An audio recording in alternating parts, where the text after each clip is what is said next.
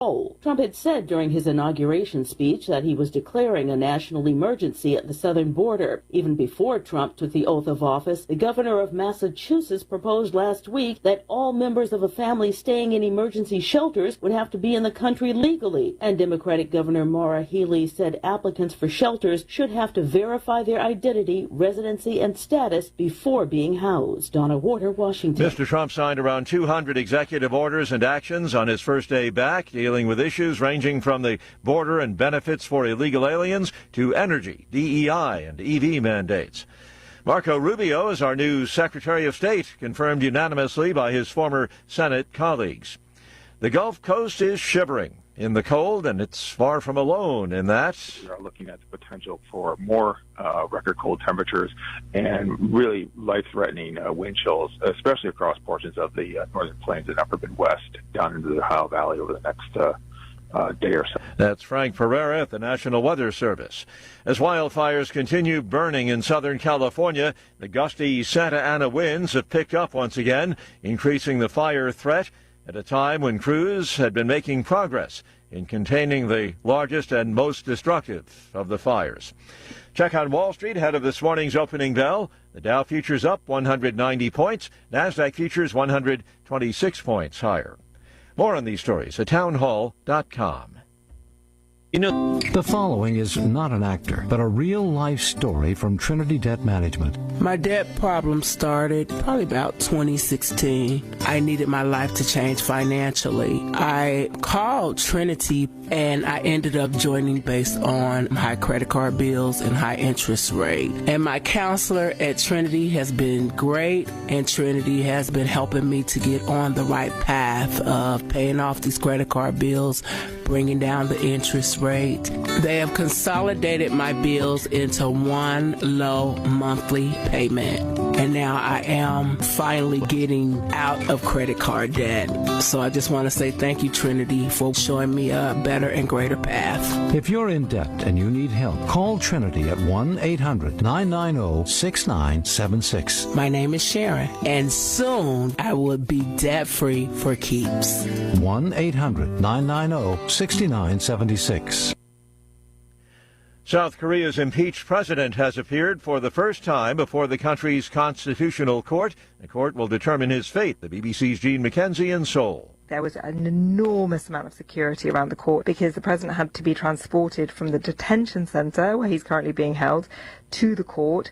All the roads around there were completely blocked off by police. His supporters, they were pushed right back away from the court while they got the president inside.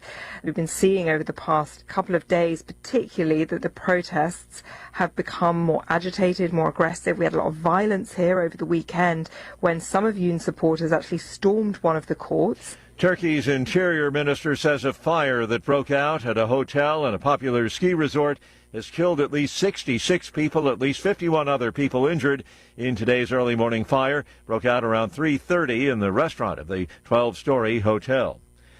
News and analysis at townhall.com. A Border Patrol agent shot and killed in northern Vermont. The acting secretary of the Department of Homeland Security said in a statement that the agent was killed Monday in the line of duty. The FBI said a suspect was killed and a second suspect was taken into custody.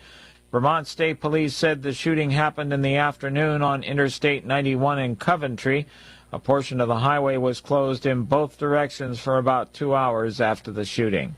Keith Peters reporting. Afghanistan's Taliban government announcing the release of 2 Americans in a prisoner swap. The Taliban's foreign ministry doesn't name the 2 U.S. citizens, but says they were exchanged for Khan Mohammed, been serving a life term in a California prison on drug trafficking and terrorism charges. The family of Ryan Corbett, apparently one of the Americans in the exchange, says their hearts were filled with overwhelming gratitude for his release. More on these stories. Townhall.com.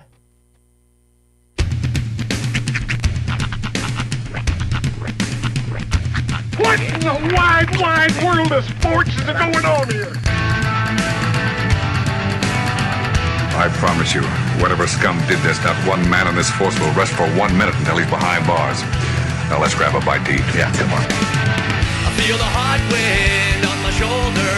and the touch of a world that is older. I hit the switch and check the number. I leave it on and then I slumber. I hear the rhythm ringing through it. Flamenco guitar and cumbia music. I hear the talking of the DJ. The devil listen, what does he say? I'm on a Mexican radio. I'm on a Mexican radio. Broadcasting live from high atop the J.P. White Building in downtown Roswell, New Mexico. It's Mornings with Mike Winters on 106.5 Roswell's Talk FM. Is that what I sound like when I talk? Now, here's your host, Mike Winters. And good morning, one and all. Welcome to Mornings with Mike Winters. I am he. That would be me, Mike Winters. Happy, oh so happy Tuesday, everybody. Hope you're warm, because it's not outside, and it was not last night. It is a wee chilly out there this morning. I was dropping my kids off this morning. I walked in and just said 8. Yeah. Said, what happens at 8? Said, no. That's the temperature. It is 8. No, it's 6 in the morning, Dad. No. It's 8. Well, if you want to feel better, currently 11 here in Roswell. According to my weather, it's currently it was 10 last hour, but now it's 11. Now it's 11, so we're into double digits. Nice. But yeah, it's hopefully just ugly. Hopefully everyone fared the night okay. Yeah. Oh yeah, stayed nice and toasty, overnight. Yeah. Having water all good this morning. Yeah, water was good. Had everything free flowing. I could tell my cat was not enjoying the cold. He's usually pretty snuggly at night. Like he'll get up on next to me and cuddle. Sure. He was trying to climb onto the warmest part of my body last night, which was my face. I'm like, Stefan, you cannot sleep in my mouth. I'm sorry. Does your cat go under the covers? He normally does not. Okay. But last night, he was, I'm pretty sure, was so ready for, was so cold that I was like, He goes, all right, jumps in. I have one cat that loves under the covers, one that doesn't. Normally he does not like it, but he was just fine with it last night.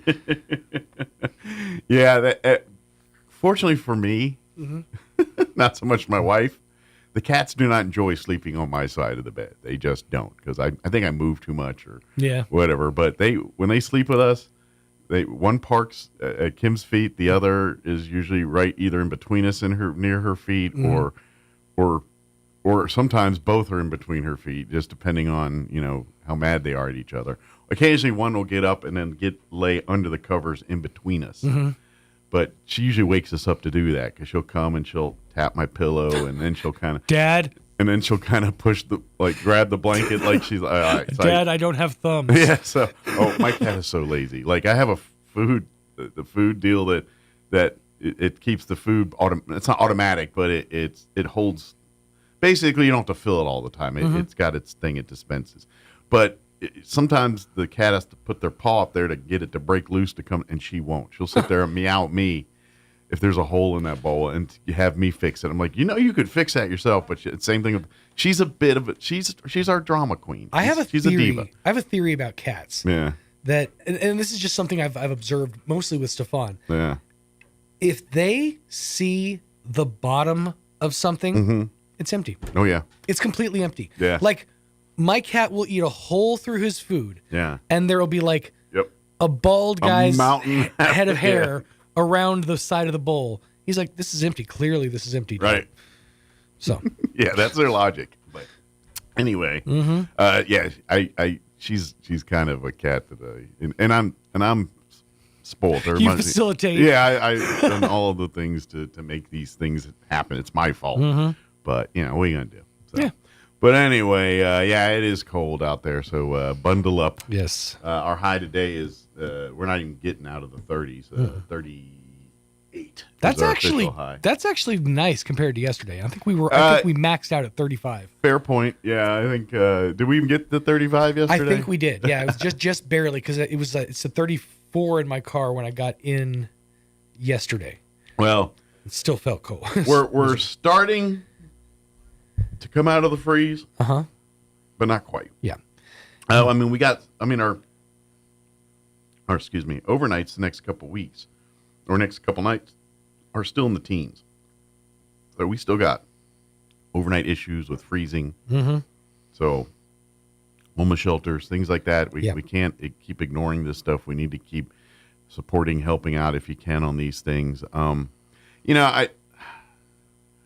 heard something this morning that kind of ticked me off a little bit, and I don't want to share everything on the radio. Sure. Because I don't know, I don't know the whole story, but all I can say is this. We talked about it a little bit yesterday. A gentleman passed away over the weekend, homeless. I'm hearing a little bit more to that story. Yeah. And if it's what I'm hearing is true, and I don't want to share on the radio. Right. I mean, the people that know, but and the people that know a little bit more details, I would think we need to do a little looking into investigating on there, because from what I'm hearing, that man didn't have to die over the weekend. It should not have happened. And someone should answer for it. If what I'm hearing is true, that's just it. I that's why I don't want to say anything on the radio. From what I've heard, and I know this sounds cryptic and I shouldn't say anything at this point, but I'm a little ticked off about it. So this is me doing what I'm trying to do without, defaming, causing any problems or being in too much trouble. But all I can say is people that know need to talk to some people to look into this one, because something ain't stirring the Kool-Aid, right? Correct. Yeah. Something is not right on this one, and it needs to be looked into. Yeah, there's a. I'm thinking if there's some city, county officials especially that need to look into this one. That's all I'm saying. If true, from what I'm hearing. If it's not true, then I'm shutting my mouth. But if from what I'm hearing and what I heard is I'm going to say is probably correct, because it's pretty reliable. I don't want to put it out there yet. I'm going to let. But I'm hoping someone of authority does. That's all I'm saying. And I'll leave it at that. But, maybe there's some county or city officials going into work this morning saying, what is Mike cryptically talking about? Yeah. What's happening? Just ask around. Yeah. I know there is a city councilor that is working and helping out in this area, and maybe that's where we start. And I'll leave it at that. And now I'm going to start the rundown, because if I keep talking, I'm going to be like, oh, screw it, just tell you everything. Mike, and did you mean to put your foot there? Yeah, exactly. So I don't. All I'm saying is I'm just. It bugs me. There's more to the situation than meets the eye. It bugs me, and I want to go scorched earth, but I know I can't do that. Yeah, probably not. Not the best idea. So let me give you the rundown for today's show. We're going to replay our interview we had with Jeannie Yeager from the District Attorney's Office. Her and Beaumont joined us here to talk DA dogs and all that good stuff. A program that we definitely need to. No, I just thought I heard somebody out there. Oh, okay. I was like, somebody out there? I was confused. I was like, well, you never know. I had doors closing and stuff, so. I actually watched. I watched the Night Court show still. Is that still on? Wow. But I don't watch it. I'll record it, and then whenever I got some dull moment, last night was the dull moment, so we watched the last Night Court, and Mayim Bialik starred on it. Okay. It was a reunion there, but she played herself. Really? Yeah, but a creepier version, and she ends up stalking, what's her name? The other one from Big Bang Theory. That's the main character. I can't remember her name. The short blonde girl. Yeah. I can't remember her name. And so it was kind of but she was very creepy, stalky. And so when you talk about rooms, after watching the episode, I'm like, yeah, just double check. Mayim Bialik could be a stalker. Anybody could. That's true. Is Mayim Bialik out there? It's actually a funny episode. I kind of that was one of the ones that show I could take or leave. That one was one of the better ones. But anyway, I'd be more excited if Jenna Fonoy was out there. Stalking? Yes. Actually, I was hoping it was John LaRocque. But anyway, we're going to replay our interview we had with Jeannie Yeager from the District Attorney's Office. In the 8 o'clock hour, we'll have the folks from the Chaves County Extension Office join us. I don't know if you all three or combination of, or just Drew or just Tam or just Katie or all three. But anyway, they'll join us and give us an update what they got going on. And then in the 9 o'clock hour, Mari Pacheco will be joining us. We haven't talked to her in a bit. Tai Chi for Health.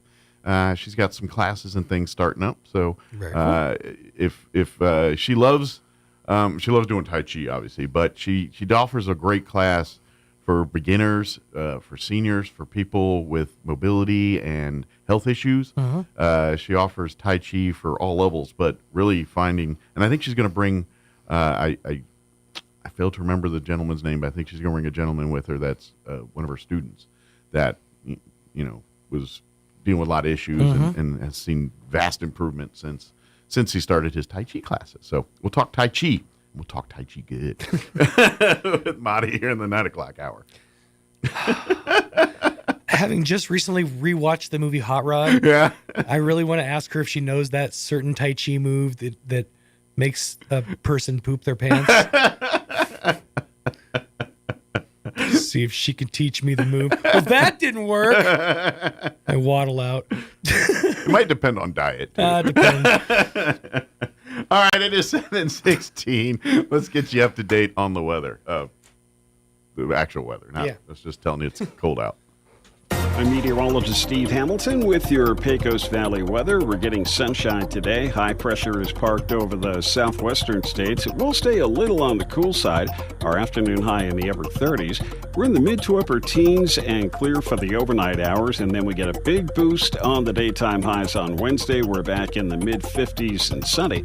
Clear for Wednesday night, cooling off a little bit on Thursday, low 40s and sunny. That's your latest forecast. I'm meteorologist Steve Hamilton.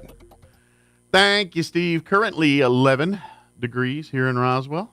Humidity is at 67%. Winds are calm. I guess that's a blessing. We are still in the extreme cold warning, and that's going to remain in effect through 11 a.m. today. So it's officially, but it's going to be cold. The high today is 37. Under sunny skies, that's a blessing. Winds will be out of the west 5 to 10 miles per hour. Tonight, clear skies, overnight low of 17, so another below freezing cold night. South winds 5 to 10 miles per hour. Wednesday, we're looking at sunny skies, 55 for a high. That'll feel delightful with winds out of the west at 5 to 15 miles per hour, hopefully closer to the 5, not the 15. Wednesday night, clear skies with an overnight low of 20, east winds at around 5 miles per hour. Thursday, we're back down into the low 40s. Sunny and 42 with north winds at around 5 miles per hour. And then 19 for an overnight low Thursday night. Friday, we're back up into the mid to upper 50s, 56 for a high there. And then 55 and partly cloudy on Saturday, 54 and sunny on Sunday. So by the weekend, we start getting into more manageable temperatures there. All right, 7:18. Let's get into your Roswell Livestock Report recap with Smiley Wooten. We'll take a quick commercial break, and then we'll play our interview with Jeannie Yeager from the District Attorney's Office in Beaumont. The dog as well. Don't go away. Good morning. This is Smiley Wooten at the Roswell Livestock Auction. 1,917 head of cattle sold on Monday on a steady market with excellent buyer attendance. Compared to last week, stocker calves sold steady, feeder cattle steady, packer cows and bulls $3 to $5 higher. 3 to 400 pound steers $417, $485. 3 to 400 pound heifers $359, $417. 4 to 500 pound steers $345, $417. 4 to 500 pound heifers $330, $359. 5 to 600 pound steers $309, $345. 5 to 600 pound heifers $254, $330. 6 700 pound steers $277, $309. 6 to 700 pound heifers $232, $254. 7 800 pound steers $270, $277. 7 800 pound heifers $222, $232. Packer cows $125, $135. Canner and cutter cows $110, $118. Packer bulls $140, $159. Feeder bulls $130, $137. Cow calf pairs not well tested this week. Top half the bred cows $2,300 to $3,200 per head. Expecting another really nice run of cattle for next week, and we do appreciate the business. This is Smiley Wooten, Roswell Livestock Auction. So your pecans aren't as big and bountiful as they used to be? Well, what would Jim Gill do? Hi, this is Ben from Roswell Seed Company. Few people knew as much about pecans as Jim Gill, and if he were here today, he'd tell you it was time to fertilize. He'd tell you just what you need and show you how to use it. Then he'd make some joke about your neighbors making fun of your nuts.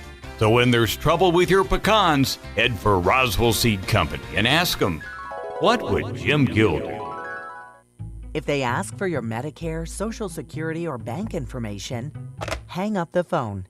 If they want money, hang up the phone. If they want an answer now, hang up the phone. A trusted institution will never call and ask for personal information or payment. Protect your information. Hang up the phone and report attempted fraud.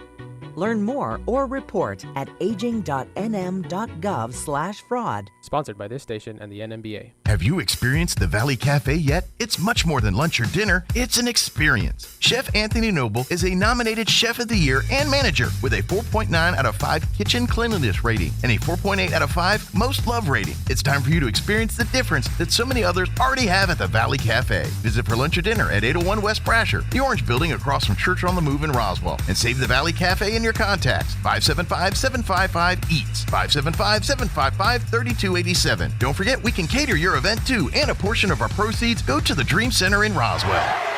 The new year, new ride sales event is on now at Roswell Nissan with 0 down, 0% APR available, and up to $4,000 more for your trade. Hundreds of vehicles in stock, and I-10s are welcome. Is your current payment too high? Roswell Nissan can help. Payoff too high? Roswell Nissan can help. Interest rate too high? Roswell Nissan has got you covered. Trade in your keys and trade up to a fresh ride in 2025 during the new year, new ride sales event on now at Roswell Nissan, 2111 West 2nd.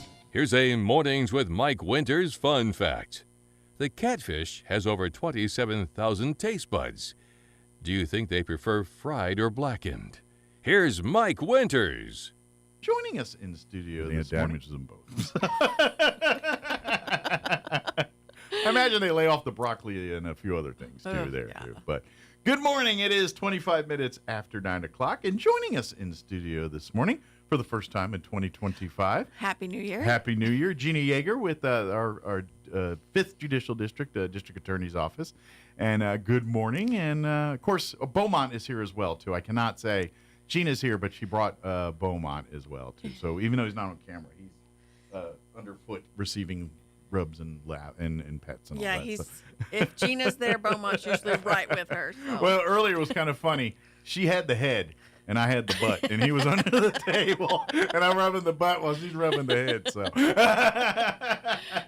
thank goodness the cameras aren't on. But it was innocent. It was completely innocent. But for folks asking what we're talking about here, this is something that the 5th Judicial District really has started with Diana Luce and this program, and we call it the DA dogs. And these dogs serve as support dogs to help prosecution in courtrooms when they have witnesses or victims or people testifying that are uncomfortable or apprehensive, or if they're trying to get if a DA is trying to get evidence and collect the story and get that information. A lot of the times the dogs are that icebreaker, that opportunity to take what's a very nerve-wracking situation for some folks and putting a little calm, a little normalcy, a little comfort in the room. We've learned that people don't trust people, and if somebody's hurt you, why would you talk to somebody else that's an adult that's hurt you? Sure. But the dogs have helped bring a normal situation or a normalcy into a situation that's very stressful. Break down barriers a little bit. Walls are created, especially if you're dealing with victims that have built walls up for defense, because that's a natural human response to do that.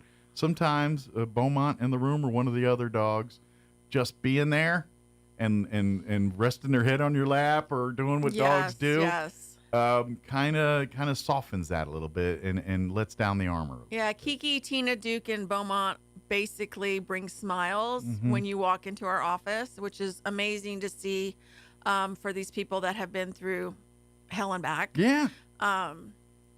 Excuse the language, but that's the honest to God truth. They've been through a lot, and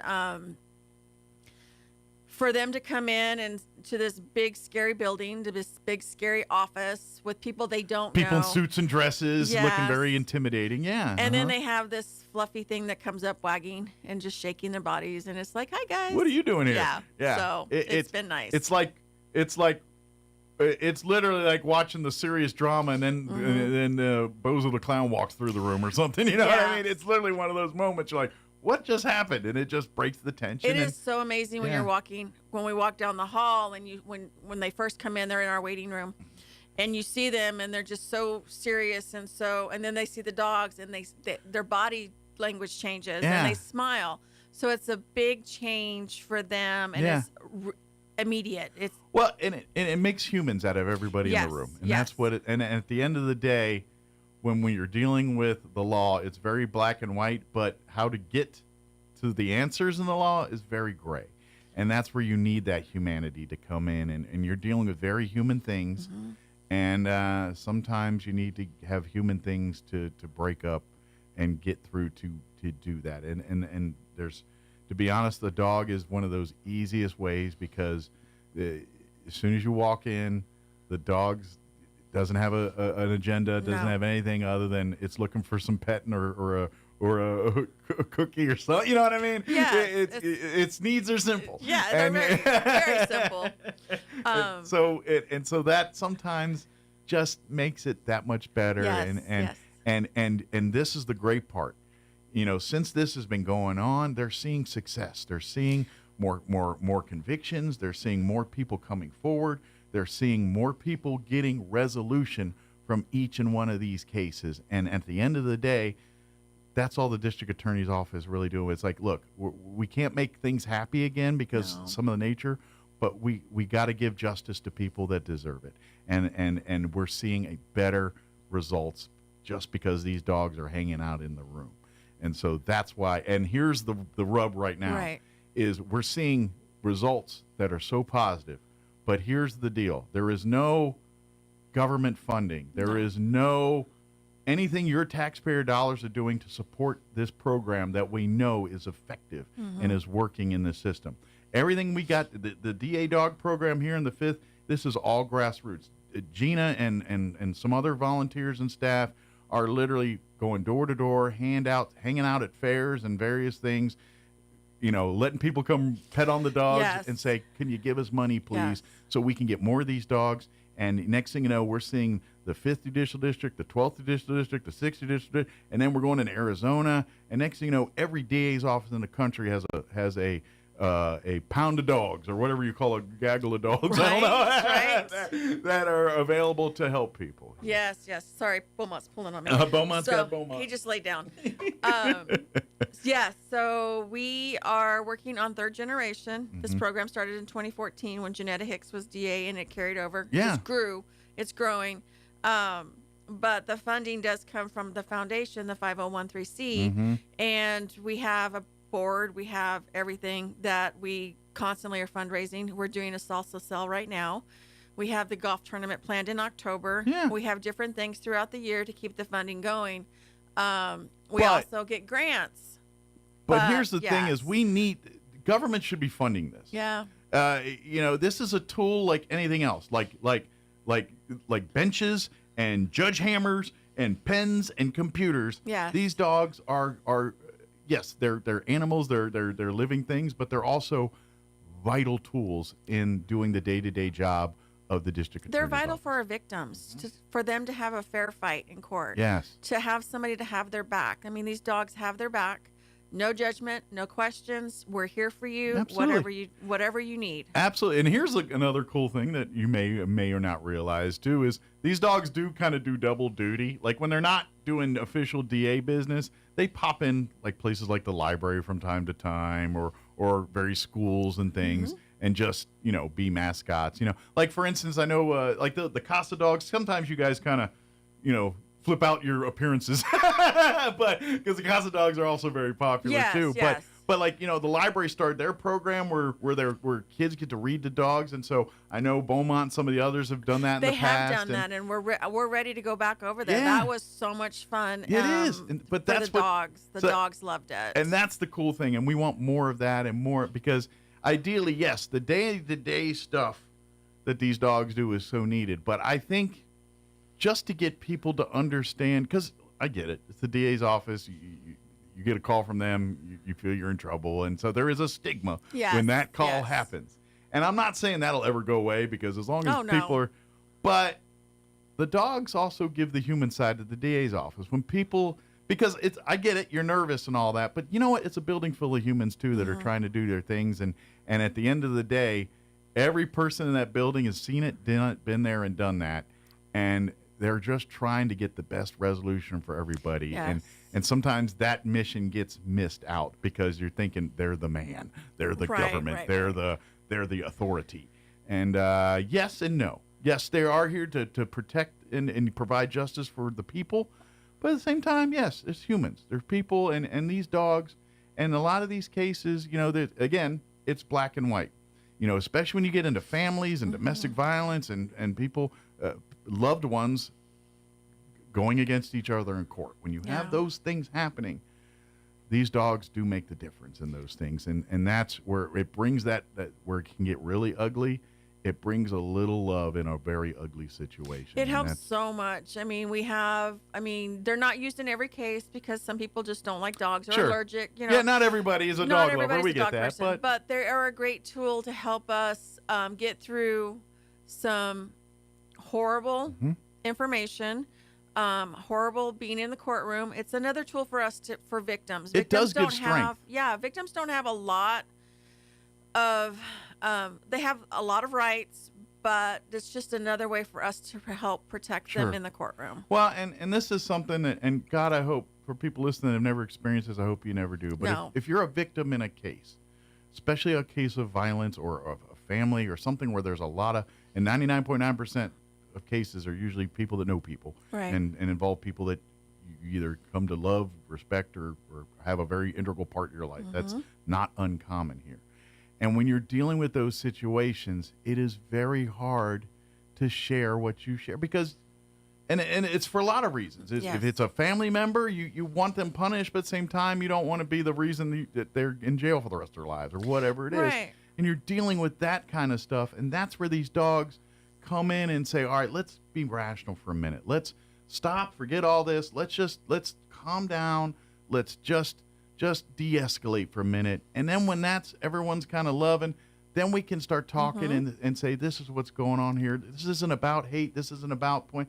We're just trying to get the truth, and we're trying to make sure that everyone gets the best possible scenario based on what happened in this scenario. And we need to know everything. Yes. I mean, we get the puzzle and we get pieces, and our victims are our final piece. Sure. They're the ones that are going to fill in all the blanks from all the reports we get, all the information we get. And so for them to be able to come in and feel comfortable, because they've got to trust us in like 5-10 minutes. Absolutely. And these dogs help build that trust. Sure. So just having that extra bonus tool in our pocket helps us so much. Well, and it's, getting into the investigative side, when you're talking Justin and some of the investigators that work for the district attorney's office, their job is to get as much evidence that these attorneys can use to seal the case in court. And a lot of times, even if the story isn't exactly the evidence you can use directly in court, it sets up, that gives me another person to talk to. That gives me another lead. That gives me another angle. And that little bit of information that they got because they were able to talk to a victim for a little bit begat the next thing, which begat the big piece that they needed to lock this person with this crime or that thing. Yeah, I mean, with all of us working together with law enforcement, the DA's office, our investigators, the victim advocates, the staff that we have that reaches out and talks to people too. I mean, it's a combined thing, and these dogs are part of that. So each person that puts their hand in it helps us build the puzzle, and these dogs just help our victims feel okay. Absolutely. And comfortable coming into this building with us. So absolutely, and walking through the process. And if nothing else, they're a thing to hug on while they're going through a very difficult moment. They'll sit with you while you're waiting to go into court. So it's been good. And that's the thing is these dogs. Yes, and that's the cool part I love about these dogs, because if you didn't know a thing about them and you just take off their badges and all that stuff, they're just dogs. They're dogs. They just hang out. They love on you. They do the same thing your dog does. They yell at you when they get mad when you move them, or they get, all the stuff that, as you build a relationship with your animals, you have. And Beaumont's big personality now is, if I'm sitting on the couch when we're off duty, it's just part of his personality, so people know these dogs they're in their vest.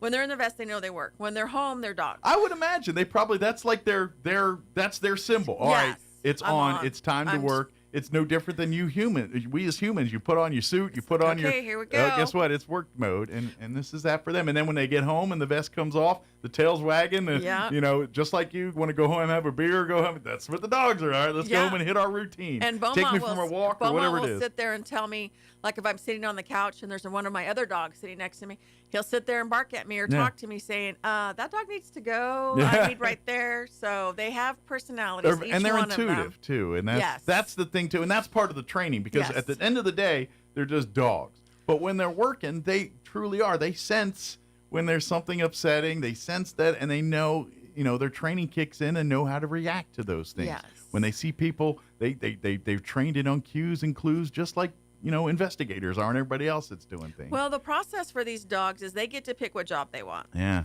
It's a one dog, one person. Okay. So it kind of finds them, so to speak. And then we have to interview, like I'm interviewing for the third dog that we've been talking about. But she's very excited to meet. I am. We've been matched. I mean, we've been doing stuff together for a year, going up and visiting and checking, making sure that we're still a match. You've kind of hung out, but you haven't. I am interviewing with this dog. So is this dog going to be your dog afterwards? Yes. Okay, so is this going to be Beaumont's successor? Okay. So Beaumont, but you'll still have Beaumont. Yes. Because that's how this works. Is Beaumont is Gina's dog until Beaumont is no longer with us. Correct. Now, correct. how long he works as a DA dog is as long as he is able and willing and wanting to. It's kind of up to Beaumont at this point. It's up to Beaumont. So and Beaumont's doing different things. He's knock on wood, we haven't had to do much crisis response, or we haven't been, but we've been doing peer support, doing different things, going out in the community. So he's still active, and he'll hang out in my office. And then when people come in, we're greeting, and Kiki's the same way. Yeah. But this new dog, he's coming down this weekend to see how he likes our house and everything. Sure. So he's still interviewing, and then we'll know then. Has Beaumont met this dog yet? Because there's another variable. Yeah, no, he hasn't. So he gets to meet him this weekend. Okay. But Beaumont has been Beaumont's just like whatever. Pretty good around other animals. He's great. That's one of the things, the temperament of all these dogs. They all of these dogs don't get rattled easy. That's part of the training that they do is when the crying and the loud things hit, these dogs are trained not to get startled. Yeah, I mean, and as long as the handler stays calm too, that helps their dog. Yeah, the handler's the key on that one. So if the dog looks at you like, what is going on? And this is something, and it's just kind of where I'm a little jealous of you a little bit, because don't get me wrong, you got a hard job and what you see and deal with every day, but you kind of have a dog with you everywhere you go. Like, no matter Beaumont's your life. Like, where Gina is, Beaumont is not far behind. And that's pretty much 24/7. Correct. And I ain't going to lie, that's kind of cool that you get. I mean, at some point, I'm sure you're like, I just want a minute of peace to watch my own thing and not have a dog demanding my life. But at the same time, that's your own personal mental health. Those days you have a sucky day, there's Beaumont at your side beckoning. And he'll lay under my desk at my feet. So I find myself that when I'll put my feet on him and rub him, I find myself doing that, and I'm like, wow. It's your own catharsis. It is. It's like, okay. This whole train thing does work. There's something to this. We ought to look into this. Yes. But folks, this is where we're going to listen. Please contribute. If when the golf tournament comes up here, Salsa if you go, you have a DA Dogs Facebook page. We do have a Facebook page, Courthouse Dogs. Yeah, like and follow that. Yes. I imagine there you can reach out if you want to get some salsa and help out. But if you'd like to, even if you say, hey, I'm here, I was on the radio, heard, I'd like to cut a check to this program and help out. That would be amazing. That would be amazing, because every dime you spend goes to training, to getting the next generation of these dogs, but also taking care of the immediate needs of these dogs, and ultimately promoting this program so at some point we don't have to beg you for the money. You've already paid for it through your taxpayer money. Yeah. That's how it should be. And it's been amazing. Like I said, we've had amazing support. Like I said, we're on our third generation. And without the community, we would not be able to do that. No funding from the state whatsoever for these dogs. Well, and here's the thing I also do, because, every time you try things and new programs and experiments or whatever, there's always good and a few bad. Yeah. And at the end of the day, you hope the good outweighs the bad to see if it's I have yet to find a bad thing with the DA dog program. Like, what drawback is there? If there is one, I've not seen it. It seems like every angle of this thing is a win-win-win. Like, there's nothing but benefit from it, and that's why I love this so much. Right. Is like it just makes sense. It's just like, duh, what are we thinking? Why weren't we doing this from day one? Why isn't this not only a concept, but more than a concept? This is an integral part of the day-to-day operations of the district attorney, not every district attorney's office. It would be great if every district attorney's office could do it, but like we've talked about it in the past. That they start these programs, then they find out that it takes dedication. It is expensive, and it takes people. Because, like you said, Gina, this isn't a job for you. It's a life now. Yes, it is. Even not happening, but if someone said, Gina, you're no longer at the DA's office tomorrow, guess what? You got Beaumont. You know what I mean? It's still, I would it's the still life. find a way to use these dogs with different agencies, and so whatever I could do. So that's a different mindset. Yes. This isn't a 9-to-5 job. This is, however, every DA's office should have a Gina Yeager and doing it. You know what I mean? I just think, and believe me, but I just think there would be enough people that would love that career field and love doing what you do. That I see some stuff, but I'm hanging out with dogs every day. Yeah. I'm every room I walk into, everyone loves me. I mean, I bet there's not a room you walk into, people are mad at you. No, Never. but they don't notice me. Oh, that's true too. You are second banana. Yeah, they'll say hi to Beaumont, and, and then they'll look up and they're like, "Oh, hi." Oh, And hi, I'm like, Gina.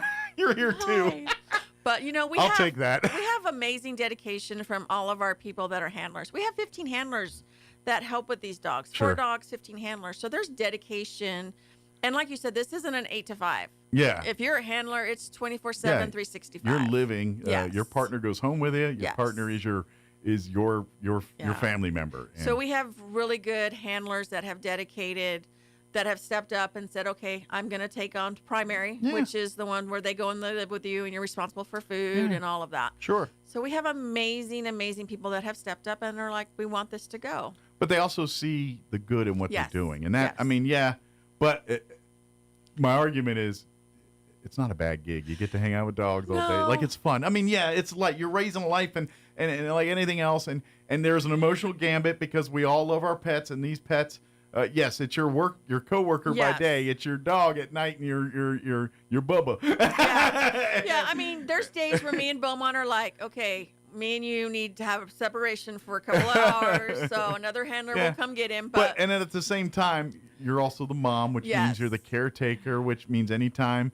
Beaumont has a sniffle or something, your mom mode kicks in and everything else, and that runs the emotional gamut. It does. But at the same time, when times are tough, that dog is, you know what I mean? It's just through thick and thin, you have a companion. I can tell you. And it's worth all the other Yes. stuff to have it. I can tell you that there's days that you wonder if you're doing something, and then there's the reminder. You have that in your back mind. Am I making a difference? And then somebody will come up and say, Beaumont, Kiki, Duke, Tina, Max, Mackenzie, Lincoln, one of our dogs has made a difference in their life. Do I need to update my cards? No, I think I'm Max, Mackenzie, Lincoln, and Lydia were our first generation. Okay. So they have all retired. Okay. And a couple of them are gone. I've only got 4 Yes. on my roster right now. Right. So one of them, somebody will say, these guys made a difference. And about the time that you're thinking that you're not making the difference, somebody steps up and says, no, you guys are doing an amazing job.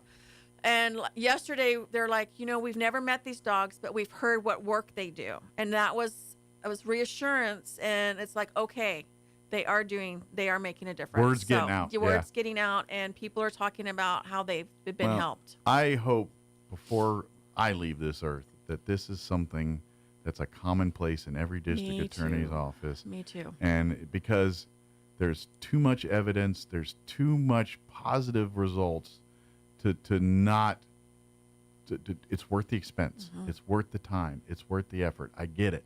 Yeah, it's a lot of money. But you know what? The rewards you reap from it are well worth the dollars spent. Yes.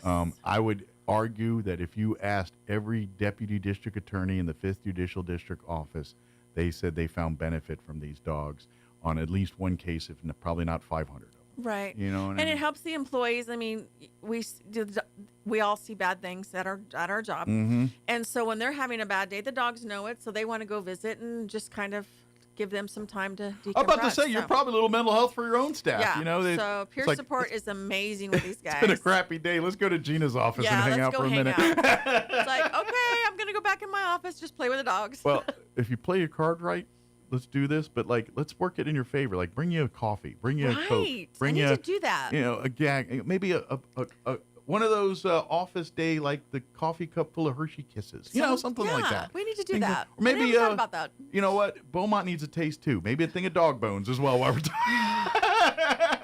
I have to stop people from treating the dogs. I'm about to say that's like, the big thing is the dog's on a strict diet and everything else. So maybe talk to Gina first before you do that. You can bring them, but I'll give them to him. But yes, but you know, maybe find out what Beaumont's favorite things that he's allowed to have are, and then hook up on those. Fruit. They like fruit. Apples are good. What about toys? Is he a toy guy? He likes to cuddle with the squishy ones. Yeah. He will put his arm around them and hug them when he's laying down. Kiki loves to play. Okay. Duke loves Are to they play. chewers? Because that's what I found my lab. Like, I give them soft toys, and she loves them, but would destroy them in about 25 seconds. Some of the other will tear them apart. They're like fun, but Beaumont likes to cuddle them. He doesn't chew them up, tear them up. He's not very runny or anything. He's like, he's kind of a less is more. I'm done. He'll run around in circles for me, and then he'll come lay on the couch. He's the survivalist dog, where survivalists use the minimum amount of energy effort to get what they need to get done. You know, like if you ever watch Alone or those shows, you'll get some people like they literally conserving energy and things. Yes. Beaumont's of that ilk. Beaumont will maybe if you throw a ball, will get it once, and then when you throw it again, he looks at you like, I brought it to you. Like, you go get it. Now the second time's on you, dummy. Yeah, and then the other dogs will fetch for a while. Sure. Lincoln, my first dog, would fetch until ran out of energy. You had to shut Lincoln down, yeah. But each dog is different, but Beaumont's just like, nope, I got it once. You're on your own. But that's what makes them wonderful at what they do in their day. The temperament there. But so Beaumont's a man of leisure. He's more of a cuddler than a retriever. Yes. So that's what his job is. So good deal. But that's cool, and that's the cool part of this stuff and stuff. So folks, please reach out if you'd like to get more involved. I'm telling you, if you're looking for a place to donate money that will make a huge impact, the DA Dog Program is definitely the way to go here. To be honest, I feel like we shouldn't have to be asking you for the money for this one. Like, I feel like this is something that our legislators should be funding. That should be a staple. And I know they're all about to head to Santa Fe here next week. Fingers crossed. It's a 60-day session. I'm sure you guys have put a few bees in the bonnets of some of our legislators about fighting for some of these things in Santa Fe. We're hoping that with some more northern New Mexico DA's offices having the dogs, that helps us because it's northern New Mexico. They'll listen to them. Yes. That in the political world, they've got more. They got a louder voice than you do right now. But we do have stats and everything, so we can back up what we're saying about these dogs. So. And we are looking for sponsors for the golf tournament. So anybody interested in sponsoring it's never the golf too tournament. early to get on that. No. When is it? It's October. In October. I knew it's later in the fall, but I was like, but now's the time if you're interested, sponsoring, get tee boxes or title sponsors, and of course those are perks of sponsors. Yes. You get to put teams in and do all that. You get your picture with the dogs, and you get your advertising. The earlier you do it, you get your advertising. So when Gina comes on the radio, we can talk about how great your business is. Yes. And on the T-shirts and flyers, everything. And all that stuff. That's believe it or not, the earlier you do that, it makes Gina and people like lives a little easier. It does make my life easier. But definitely, if you've experienced them firsthand, either in a case or hanging out at the library, right? Then you get exactly what we're talking about here. And I just. To me, this is one of those things, and this is why I get so stumpy on this, because I'm like, this just makes too much dang sense. Why are we not throwing all our eggs in this basket right now? Because tell me why we shouldn't. Right. And if money's the issue, I'm like, screw you. We got more money we need to do these things. Right. Where are we going to put this? You have found money to do this thing. Where there's a will, there's a way. And I've always said that Beaumont, Kiki, Tina and Duke all make my job easier. All of our advocates, even our DAs, it makes their job easier dealing with victims and witnesses.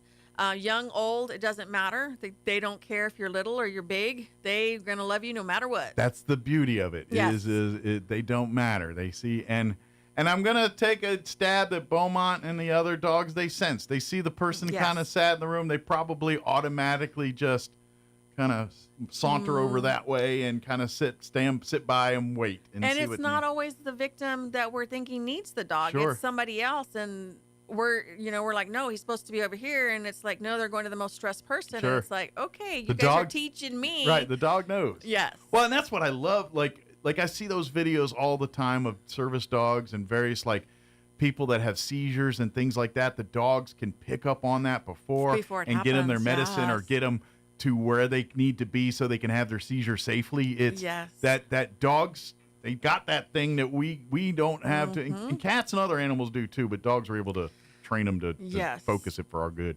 Cats a little different. That's why you don't see support cats. They're a little more stubborn. Just like, oh, you're in pain. Okay. But dogs are intuitive about that stuff. And I, to be honest, I don't know if we've tapped the full potential of what dogs, like how dogs could serve us in these various ways and things. You know, I really think people that have difficulties in life living alone, dogs can change the game for those, for a lot of those people. And as someone that does like my own, my own space from time to time, right? It sucks when you have to live life when you're constantly dependent on other people. And if these dogs, and I'm getting way past DA stuff here, but if we can find ways for dogs to do that for folks, why not? Because it's a win-win. We already got dogs and people that overpopulate and do all the things let's turn that into lemonade, and let's make this into something where all these dogs just do their loving companion thing, but do it in a professional, actual healing and helping sort of way. And the main thing I want to point out, I'm just going to throw this out there, is these dogs are trained to do this work. So not every dog can come into the courtroom and work. You can't just bring Scruffy in for the thing. These are working dogs. We've had people try and they start barking and then it ruins it. Sure. We don't want it to ruin it for our dogs that are very trained, or for the people that are needing these dogs in the courtroom. Or any place. Well, and this is the thing too, is these dogs are life forms too. They have feelings, emotions, everything you have, they have too. And your dog in your home and how it acts is one thing. You put it in a different environment that's familiar, it may not be in that same mindset. Correct. And this is where Beaumont and the other dogs, they've been through this. They've been training. There was hundreds of hours of them going through stuff like this long before Gina even got a hold of Beaumont. That's what we're talking about. I would not bring I would never bring my home pets to any of my office work. It's just not built. They're not built for that. Built for that. Now, that being said, when they get home, it's probably Belmont's best friend is down there. Yes, they're great at home and they're cuddly at home, but they would not do good in situations. And that's why we're office. talking. And even though dogs have the instinct, if you don't train it, it's just like in theory, you could be a police officer and walk in, and we'll give you a badge and a gun and walk in every day. But if you have no idea of the training and all that, do not have the patience. then you're not going to be very good at it. And this is literally what we're talking about with these dogs. If this dog's never been in the courtroom, never been around people, never dealt with that environment, it's probably going to not do so well the first time it does it. That is correct. I could not be a police officer. I don't have the patience for it. Yeah. But humans are the same way. Right. It's just, look, I'm not cut out to be a district attorney, just like Gina probably wouldn't want to sit here and do this for 3 hours. So. Nope, I have to have my dog moving. I gotta go. And dogs are the same way. Right. Yes. Excellent. I just saw the time. Shoot. Is there anything we missed? Anything we wanted to cover that we just got sidebarred on? No, we're good. Thank you for having us, of course, again. We appreciate it. Yes. DA Dogs, do the Facebook search. I think you do DA Dogs, 5th Judicial District, DA, anything like that should pop right up. And please like and follow. Get some salsa right now. Right. And for Super Bowl. And we're a couple weeks away from that. Hey, my Commanders are still in it. Saturday night, big game. So as long as the Cowboys are out, I'm happy. That they are. Just kidding. But I'm married to one, so a Cowboys My fan. husband is a huge Cowboys fan. Yeah, life's fun in our house. Although my wife, now that the Cowboys are out, full on rooting for now that they're good again and exciting and people like them. Right. She's like, I'll root for them. Oh, that's good. That's good. I got my Terry McLaurin shirt. Right. But anyway, thank you, Gina, as always. Thank you for having us. We'll see you next time. Alrighty. And anything else we can do, let us know. I will. Thank you. All right, 9:58. Let's do this. Let's do your Chaves County sports update, quick break, and then they'll kick me off the radio. Don't go away. Suspect in a drive-by shooting at a Roswell apartment will remain in jail after a judge's ruling. 5th District Judicial District Judge James Hudson granted a motion by the DA's office to continue holding Gustavo Ramirez. Hudson said that public safety could not be guaranteed if Ramirez were allowed to go free pending his court hearings. He cited evidence showing that members of the community were shot inside their homes for no reason and without warning. Ramirez and Tiffany Sutherland are accused of aggravated battery and other crimes when they fired rounds into apartments, according to police, in the 500 block of East 4th Street last month. Bullets injured 2 elderly women inside their homes. And congratulations going out to a couple of Bulldog swimmers who have set school records. Artesia finished first at the Artesia Invitational. Hobbs was second. Clovis took third. The boys' 200 medley relay team of Leighton Whitmire, Eli DeHoyas, Aiden Ciro, and Andre Bautista finished first. They beat the school record by 3 seconds. Aiden Ciro broke a 50-meter freestyle school record, and DeHoyas broke a 100 breaststroke school record. You're up to date. I'm Jared Sorello. I'm meteorologist Steve Hamilton with your Pecos Valley weather. We're getting sunshine today. High pressure is parked over the southwestern states. It will stay a little on the cool side.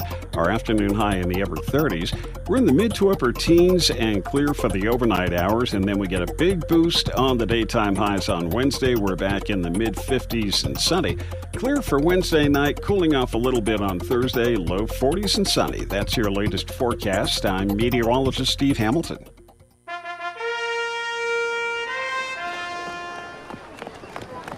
You there! What are these? My glasses, Your Highness. They're incredible. Who made these? The eyesight in Roswell. Or was it Hobbs?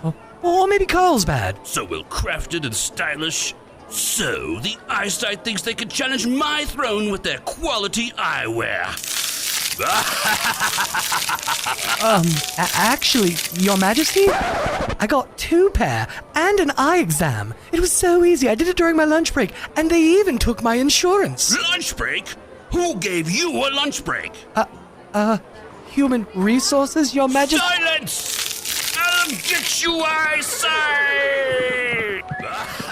The Eyesight, now accepting new patients 5 and up in Roswell, Hobbs, and Carlsbad. 3 locations? Clearly the best in sight.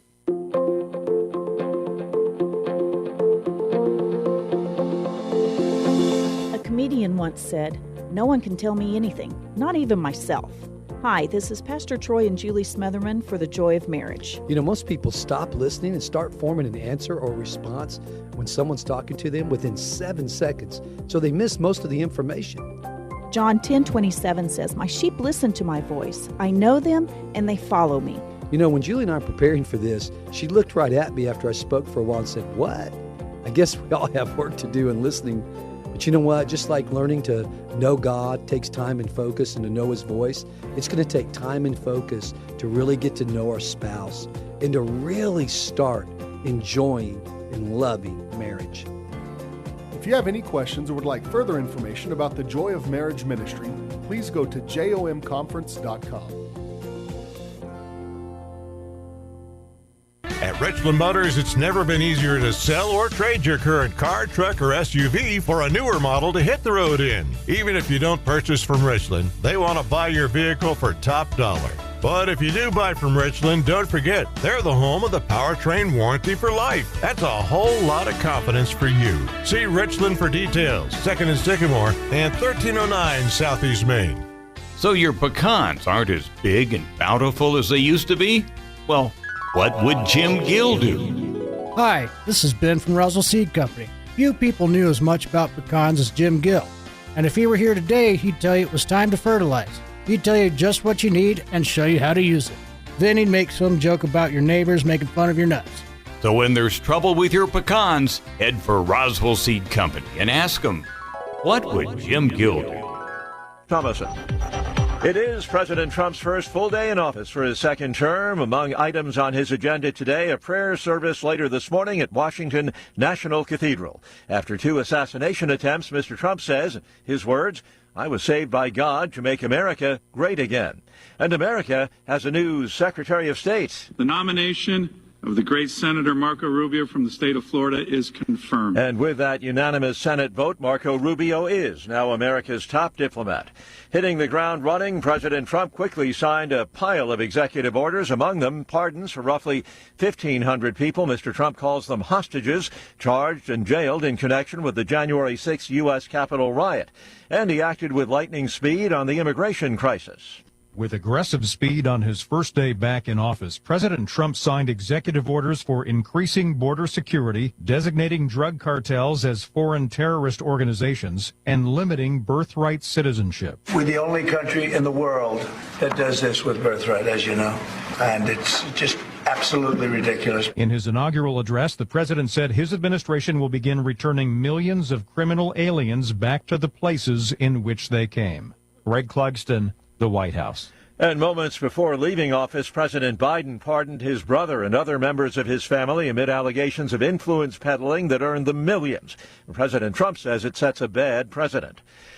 Wildfire devastated Southern California, dealing with the return of the gusty Santa Ana winds, enhancing the fire risk. 70-mile-per-hour plus wind speeds recorded in some places. Ohio State celebrating another college football title after holding off a Notre Dame comeback bid. The Buckeyes walking away with a 34-23 victory over the Fighting Irish. Stocks higher on Wall Street and townhall.com. Here's an important message from the Diabetes Solution Center. Do you like pricking your fingers to test your blood sugar levels? No one does, but it's important to maintain your health. And now, by wearing a small remote device called a continuous glucose monitor, or CGM, you don't need to prick your fingers anymore. It's easy to use and helps you make more accurate diabetes treatment decisions. If you are testing your blood sugar 3 or more times daily, injecting insulin, or using an insulin pump, call the Diabetes Solution Center right now. And if you have Medicare or most major insurance coverage, you may be able to get a new CGM at little to no out-of-pocket cost. Shipping is free, and we'll even bill your insurance company for you. If you are testing your blood sugar 3 or more times daily, injecting insulin, or using an insulin pump, call the Diabetes Solution Center right now to learn how to end the painful finger sticks and get your own continuous glucose monitor, or CGM, at little to no out-of-pocket cost. Colombian President Gustavo Petro declaring a state of emergency over rebel attacks in the northeast that have killed dozens of people and forced thousands to flee. Mr. Petro has blamed Colombia's biggest active rebel group for the humanitarian crisis. He said members of the ELN had attacked a dissident faction of the FARC rebel group in the Catatumbo region, spreading fear and panic. Mr. Petro, a former Marxist rebel himself, said the ELN, or National Liberation Army, had become no more than a drug trafficking gang. He came into power in 2022, saying that within a few months he would sign a peace agreement with the ELN. On Friday, the president suspended peace talks between the Colombian government and the rebels. The BBC's Leonardo Rocha. Indonesian rescuers recovering the bodies of at least 17 people swept away in flash floods or buried under tons of mud and rocks that had hit villages on the country's main island of Java. News and analysis, townhall.com. Teens accused of vandalizing a Wisconsin congressman's district office over the TikTok ban. Republican Congressman Glenn Grothman had voted last April, along with a bipartisan group of lawmakers, for a bill that mandated TikTok's China-based parent company sell its U.S. operation by Sunday. Fond du Lac police say the fire was reported at 1 a.m. Sunday when the building was unoccupied. It was quickly extinguished and no injuries were reported. The man is being charged with arson. I'm Julie Walker. Already experiencing biting cold, southeast Louisiana bracing for a rare winter storm. New Orleans is included in a winter storm warning that's been posted for the region, with snow and sleet in the forecast. In fact, the snow could fall at a rate of an inch per hour in some areas. And once the snow stops, temperatures are expected to plunge down into the single digits. More on these stories at townhall.com. atop.com.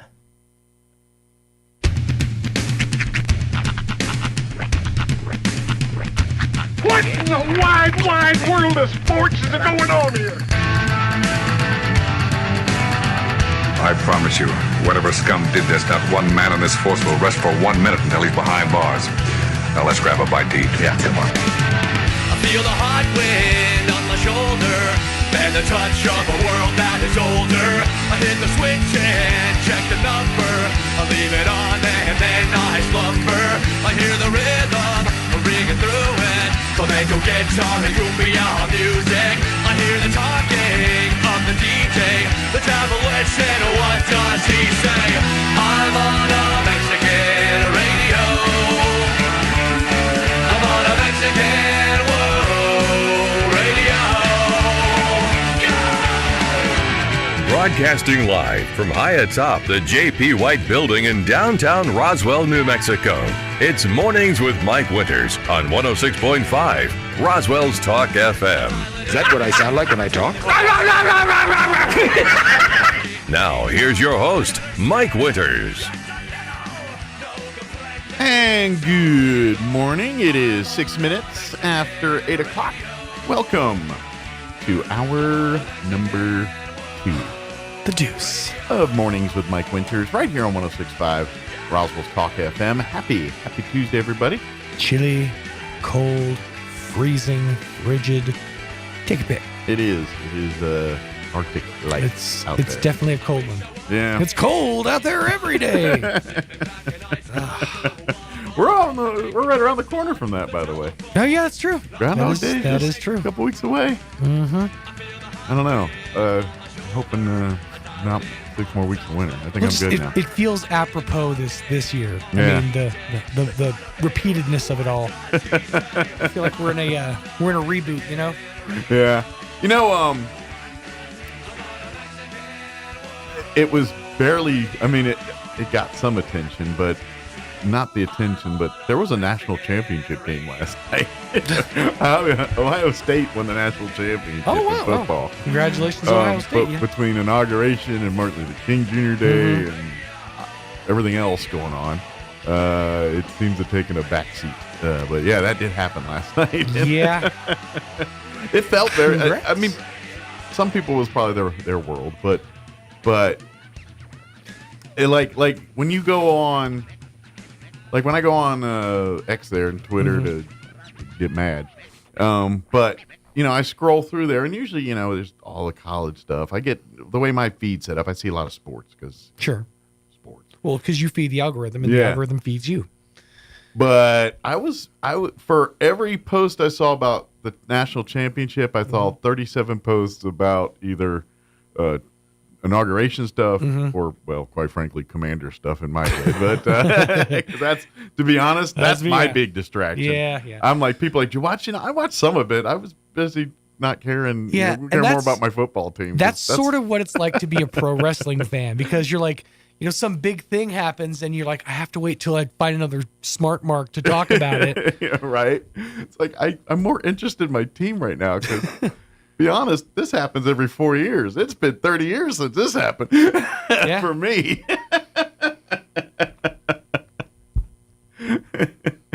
And quite frankly, you know, I don't care what your political leanings are, no matter what. You chase those rabbit holes, it's going to drive you crazy. Absolutely, it is. Therefore, rabbit hole, I step over. It's not a rabbit hole. Yeah, the problem is when you miss it and you twist and you roll your ankle. But then I get down dumb rabbit holes. Mine are like, why is that guy picking? And then I get down to, see, my rabbit holes go different places. Mm-hmm. I just know those are just going to make me want to break equipment. So I'm just like, I'm going to stay out of those. I've been getting into this. And I did it again last night, too, because it is maybe the most fun thing in the world to watch is people who faint on the slingshot ride. It's, I can watch it. I can literally watch it for an hour because it's always two people and you play this game every time. You're like, which one of you is going to be? Right. You know, and it's always the other one. It's always like the I feel that's wrong. one of your, like, I think we all have our own little internet guilty pleasures. Uh-huh. You know, like TV shows, we all have them. Things that, you look at someone and you're like, why do you like that? I don't know, but that's my thing. I think that's one of yours. It very much is, yes. I'm not proud of this one, but for me, and I hate myself for this, I really do, is I'm a mark for these food crime videos, man. Yeah. I'm a mark for them. And what I really mark out on is the one where it's one particular chef, there might be, and I don't remember his name or nothing, but his thing pops on my feed, and it's the rabbit hole. It's the one guy that's an actual chef, and he's just watching these videos of food crimes and commenting on them. And for whatever it is, I cannot not stop to watch those. Between him and the Steve Inman fight videos, I cannot. Those two get me every time. I'm like, all right, let me see some guy get his butt whipped. Soy boy. I mean, I hear all of the lingo of the Steve Inman. This soy boy latte got his card answered. I'm a mark for those. Yeah, the algorithm knows how to feed. It listens. It pays very close attention. I wish my dad paid as much attention to me as my algorithm does. Right. But what makes me even more happy is when that chef guy watch those videos. Mm-hmm. Like, it's not even the ones of the abominations. Like that, it's like when he watches like a video of an old grandma making an apple pie or something, and he's just like, yeah, that's how you do it. Just like, I'm almost like, I get more excited for when he like gives him an attaboy. Right. One of the things, and actually, if you like doing those, have you ever seen any Uncle Roger videos? No, I haven't. He's the Asian guy in the orange polo. He goes, "Fuyo," and he like judges people on how they make their fried rice. Oh, I don't think I've seen this guy. I'll send you a couple. He's real good. He's real funny. Yeah. Because he's very specific on you have to make it with like this way with day old rice, and you have to do this. Okay. And if you don't do the process right, he goes, "Oh, fuyo." He say nephew, and he's putting on a very thick Asian accent. He's sure. not. He's doing it deliberately. Yeah. And he can get away with it because he's that right. guy. But yeah. But no, what's really funny is, and those videos aside, if you ever get stuck in the rabbit hole of clicking Facebook reels, like the ones that pop up on your Facebook page. I've gone down one of those. I hate those for a very specific reason, because you start a video because, this looks interesting. And then you click the runtime and you realize it's 17 minutes long and they're just trying to get you to this ad break. And by the end, they don't even do the thing they say they're going to do. Like this one where it's like, you're going to try to pop a balloon full of frosting over a cake. And it takes them 17 minutes to get there. Yeah. I end up skipping to the end and they pop the balloon and it doesn't even go on the cake. It just flies all over the room. And that's how people make hundreds of thousands of dollars sitting behind their screen all day. But then you go to the comments and you're like, what is wrong with you? Why did you waste all my time? And I'm a mark for it. I do it. Like, those stories get me.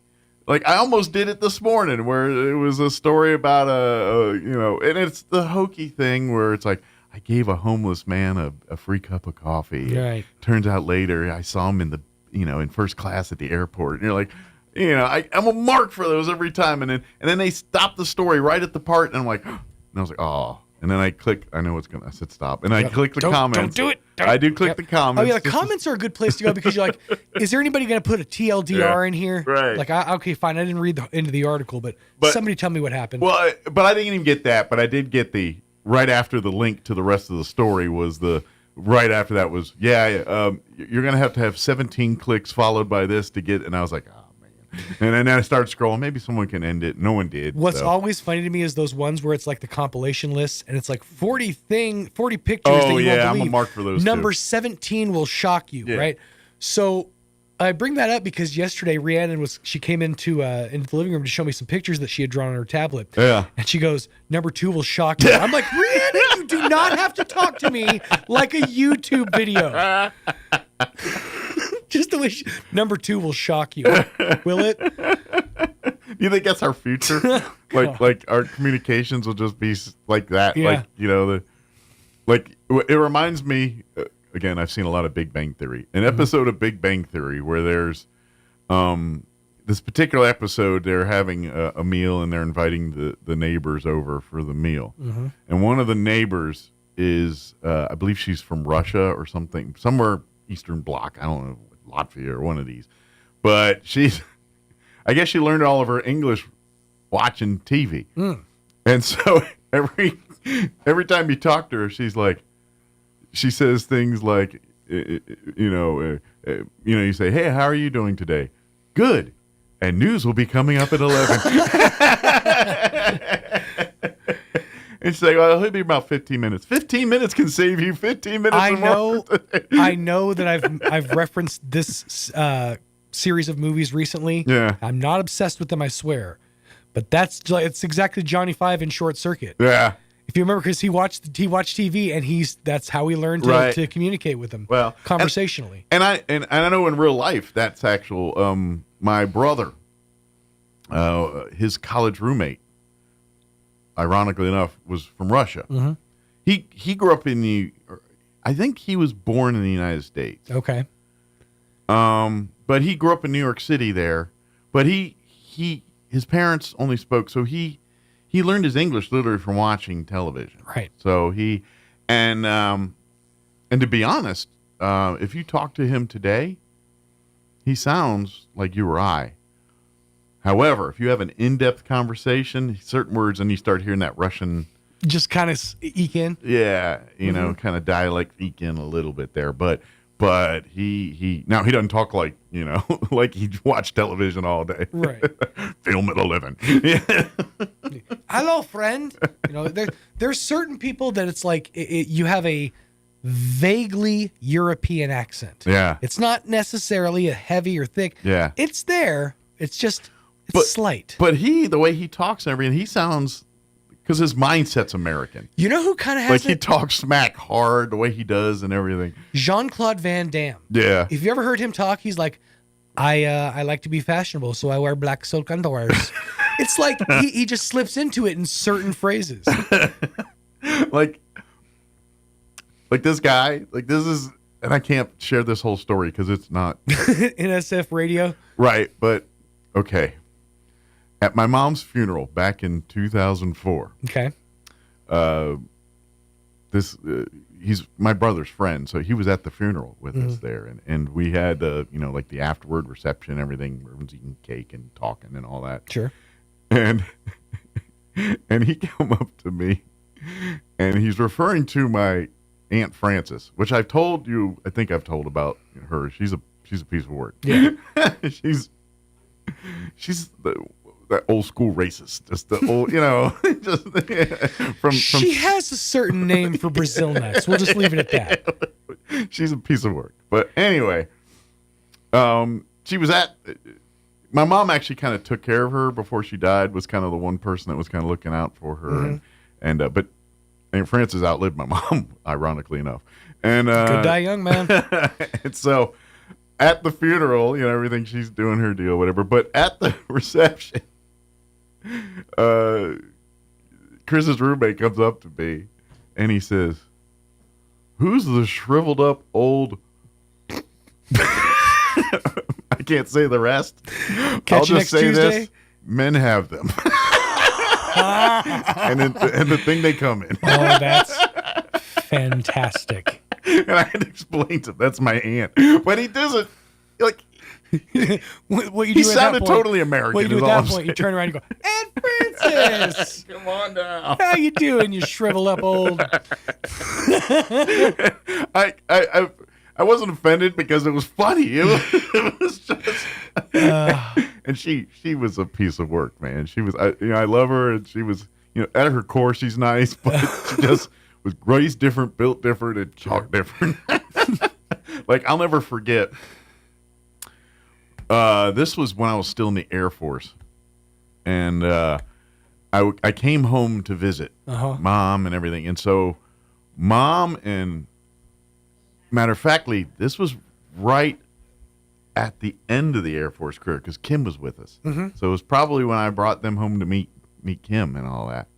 So anyway, my mom, Kim, Aunt Frances, and my mother, all four of us, we all go to a Chinese restaurant for lunch.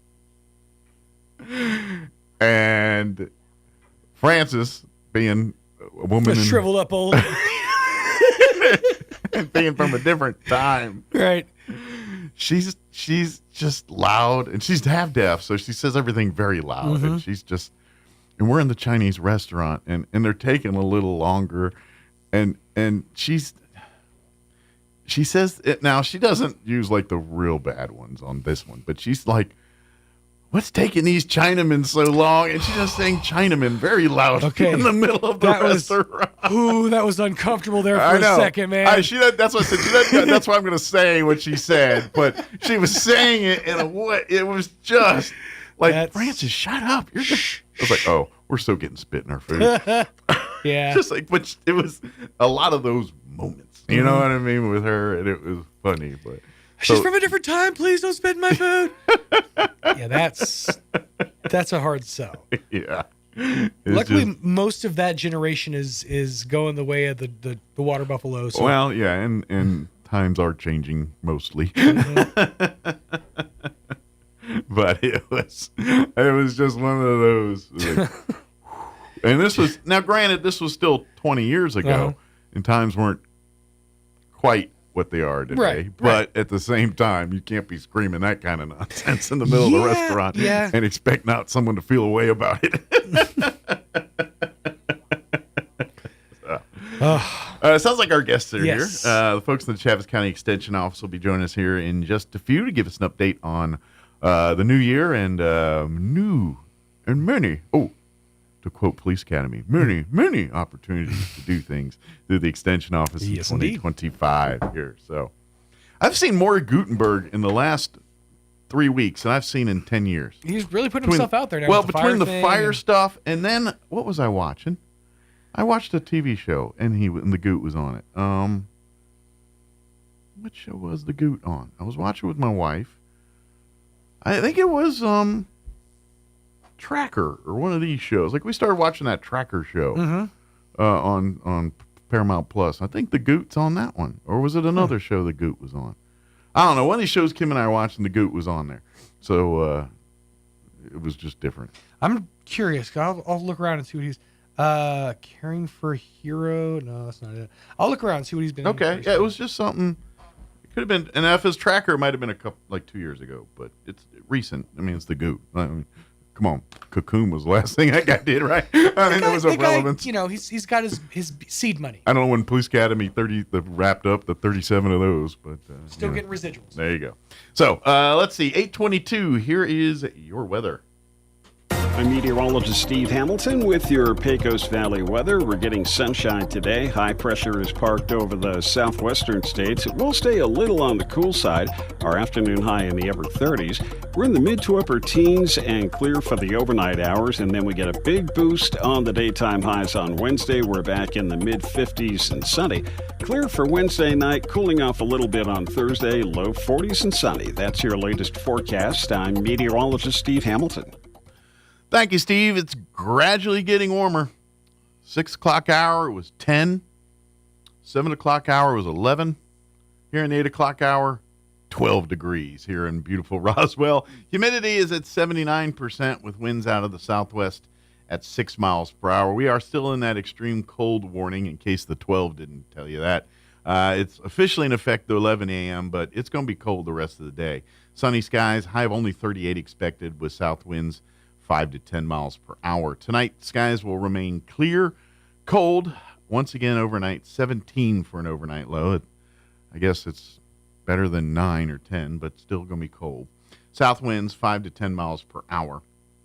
For Wednesday, we're looking at highs in the 50s tomorrow. Drink that in. Sunny, 55 for a high. It looks like west winds. This is the part it could go 5 to 15. If it's 5, I'm good. 15, I'll pass. Wednesday night, we're looking at clear skies, overnight low of 20. So still cold, but 20 feels better than 10. East winds at 5 miles per hour. Thursday, we have a little chilly dipper back into the low 40s. Sunny, 42 for a high. North winds at around 5 miles per hour. Friday, we're back up into the mid-50s, 56 for a high on under sunny skies on Friday. And the weekend looks like we'll be floating mid-50s. Partly cloudy, 55 for a high Saturday.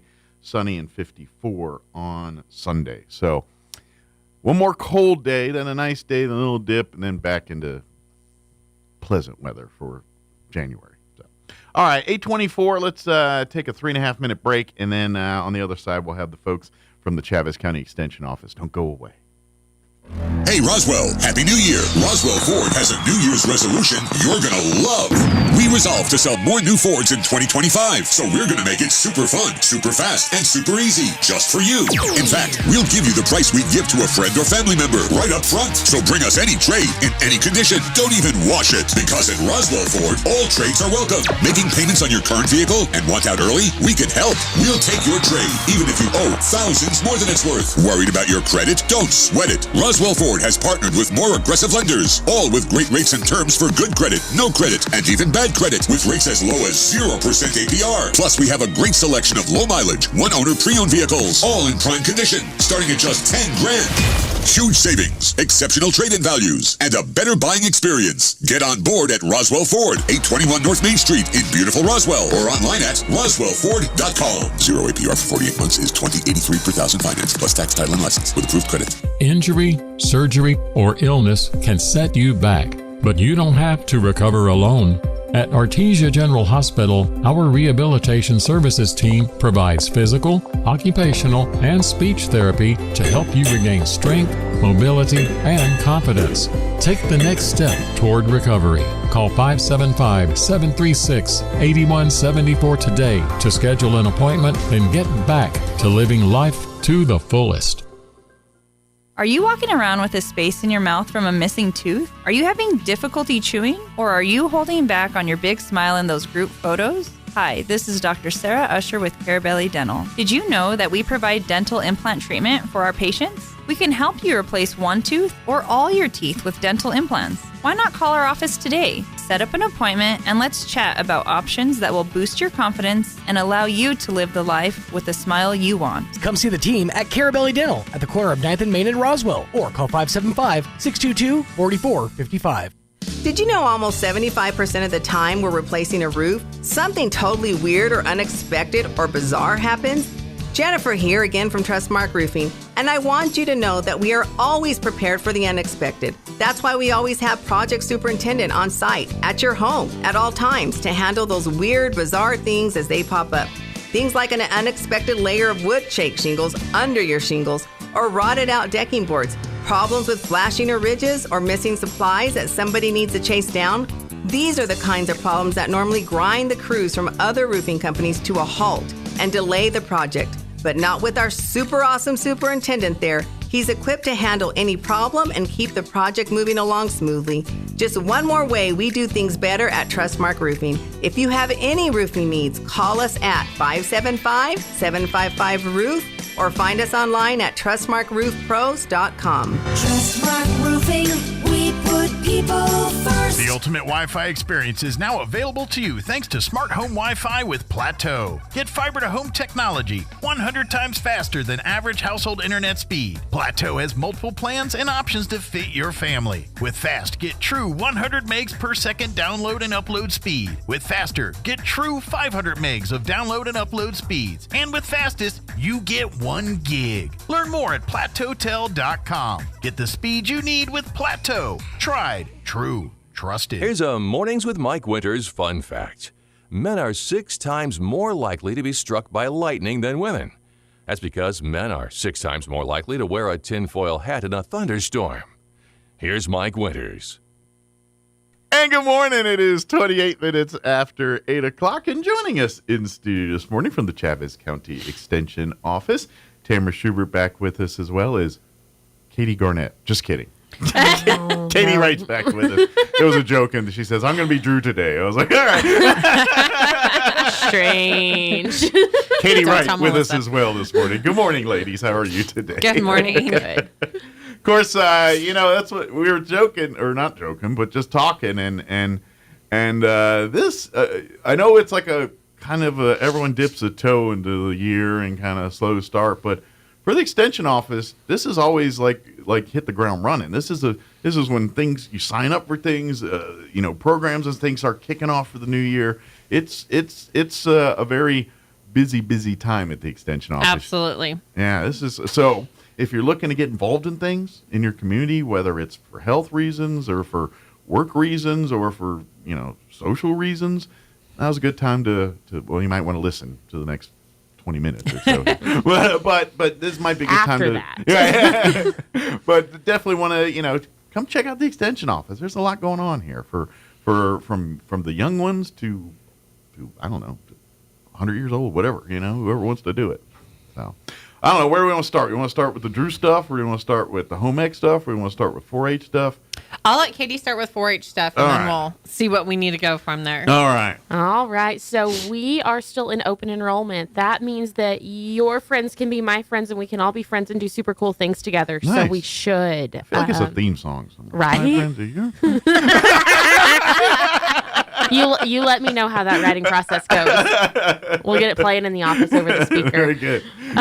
So we have over 200 projects for youth to sign up in, anything from animals to home and interior design, which we will be doing at the library this next Wednesday. Yes. The second and third Wednesdays of each month. It's a little off kilter this month. So you have to Yeah. I was like next month. Next month. It's like the third Tuesdays next to the fourth Wednesdays and all that. And you're like, well, which one is it? January's just a giant Monday. Right. I don't know. It's all a mess. But we'll be doing housing and interior design at the library. That is free and open to the public. Yeah. So if you want to come sample 4-H, that's a great place. And that's a monthly visit. It's Yes. different topic each month, but the 4-H come to the library every month. That second Wednesday of the month. I get confused too. And they do it, and so you can come and bring.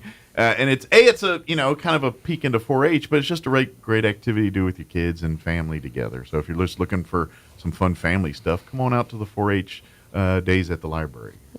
For sure. So housing interior design, and then we'll go into beekeeping. So 2 very exciting things coming up. Nice. As far as our actual leadership goes, we will be taking our council officer team up to Santa Fe for 4-H Day at the Roundhouse. Okay. So they get to see kind of how the process happens in Santa Fe, New Mexico, and because that's another side of 4-H. You learn about the leadership, citizenship, all the goodies. The whole thing, procedures, and the whole Murphy's Law, or not Murphy's Law. Who's Murphy? Not Robertson's Law. Thank you. Robert's Rule of Civil Robert's Order. Rule. Sorry, Murphy's Law is the one where, like, if you leave your cell phone on during the interview, the ringer will ring. It will go off. That's a Murphy's Law. Robert's Rule. That's what I'm trying to say. You know what I meant. But that's all encompassed in that, and so you get to see it in action. These youth get to see it in action in Santa Fe. So do they get to sit on some of the House sessions and stuff too? Yes. So it will be declared 4-H Day in the New Mexico legislature in both the House and the Senate. So we will get to watch that proceeding see both go sides on. in sessions Absolutely. at various points. And toward the land grant office, all kinds of good stuff. Just look at all of the different aspects of how they're working for us in Santa Fe. Some of those youth might be sitting in some of those seats someday here. So it would be a great path for them to go for sure. I hope some of them do. But that's cool. So I'm sorry. What else we got for 4-H also too? To just come sign up. Goodness, come sign up. We've got projects starting like crazy. Miss Tamara's got quilting and sewing going on. I've got some rocketry, some STEM, all kinds of fun things are happening. Nice. But for those workshops, you do need to be an enrolled member. Which is easy to do. It is so easy to do. Just stop by and visit me. It's not that hard. Absolutely. And what's the youngest a child can begin the 4-H program? So our Clover Buds start at 5 years old, and we do have some special programming just for those Clover Buds. There's little books, little cooks. So we get together, read a picture book of sorts, talk about certain types of food, do some crafts, bake some goodies, and everything that we've made so far has been really tasty. So and kid approved. Right. So anytime there's a thing about eating at the end of the day, that's the thing you want to be a part of. You know what I mean? It's just you can't go wrong. Motivated by snacks. Yes. And of course they can go right up till 18, and they go on to be adults and go on to their next phase in life and things like that. Well, and some colleges even have collegiate 4-H, so you can keep going if you want goes to. On is there like college fraternities and things that are or sororities or whatever that are 4-H, or is it more just I don't know how that works. They have a collegiate 4-H club at several universities, and so it's an opportunity for those youth to continue their 4-H experience. Give back at the college level. Get involved and really launch their volunteer career within 4-H. Nice. So there is kind of, I mean, it's not like a fraternity or sorority per se, but it is. You can still kind of stay plugged in. Yeah, you don't live in a house and I guess argue over who's the last to get toilet paper and things. But like they that. do get monthly free food. So hey, hey, in the college life, that's important stuff. Absolutely. I have a sister going through that now. I know it's a weird situation. Like, aren't you 50? Yes, I have a sister. It's another story that I have two sisters. One's in high school and one's is a freshman year in college. So that's for an episode of Jerry Springer, but that's another day. I got a fun life, but anyway. But I know that thing, and so that's great, and that's another. Because obviously, especially if the student is going like farther from home for college, and sometimes you look for things that are familiar, and so that would be a place of familiarity for some of those folks that I think absolutely could be a definite advantage in their college careers there. So that's good stuff. So, but either way, it all starts here, coming on down to the extension office and seeing all the different clubs that are available, and don't think that because you don't raise animals or live on a farm that you can't be a part of 4-H. There's so many clubs and parts of 4-H that have nothing to do with farming or ranching or animals or any of that stuff. Don't get me wrong, if that's what you're into, there's plenty of that as well. But if you're into computers or into hunting or into whatever, sports, beekeeping, whatever, that's this is for you, 4-H and all that stuff. But or if you're wanting to, maybe you're wanting a career in government and serving and learning that side of things is very much part of 4-H as well, too, and a good way to kind of get yourself familiar with that kind of stuff, too. Absolutely. So, good deal. Again, come on, just go down to the extension office, storm in like the Kool-Aid man said, "Where's Katie?" I'll be there. And she'll set you up here. So, do you want to move on to some home ec stuff or some? Sure. So extension clubs are going. So again, if they're looking for a way to get involved on the adult side, that's a great opportunity. They are hosting their first training on Thursday, February the 6th at 5:30. Excellent. They're going to be exploring the crickets and the cutting and all the fun craft stuff that you can do with those machines. Okay. Cricket's the machine, not exploring the deliciousness of crickets. Right. Or the phone company. There's all kinds of things, right, they could explore. But crafting is what we are going to explore. So if they got new machines for Christmas or anything like that, come check it out. Excellent. We're going to have a couple of projects to do and just learn about the machines in general. Nice. So that's a great opportunity to get involved after the new year. We'll have 6 trainings on different topics throughout the year, but that is our first one. Good deal. It comes to the inaugural of 2025. Oh, yeah.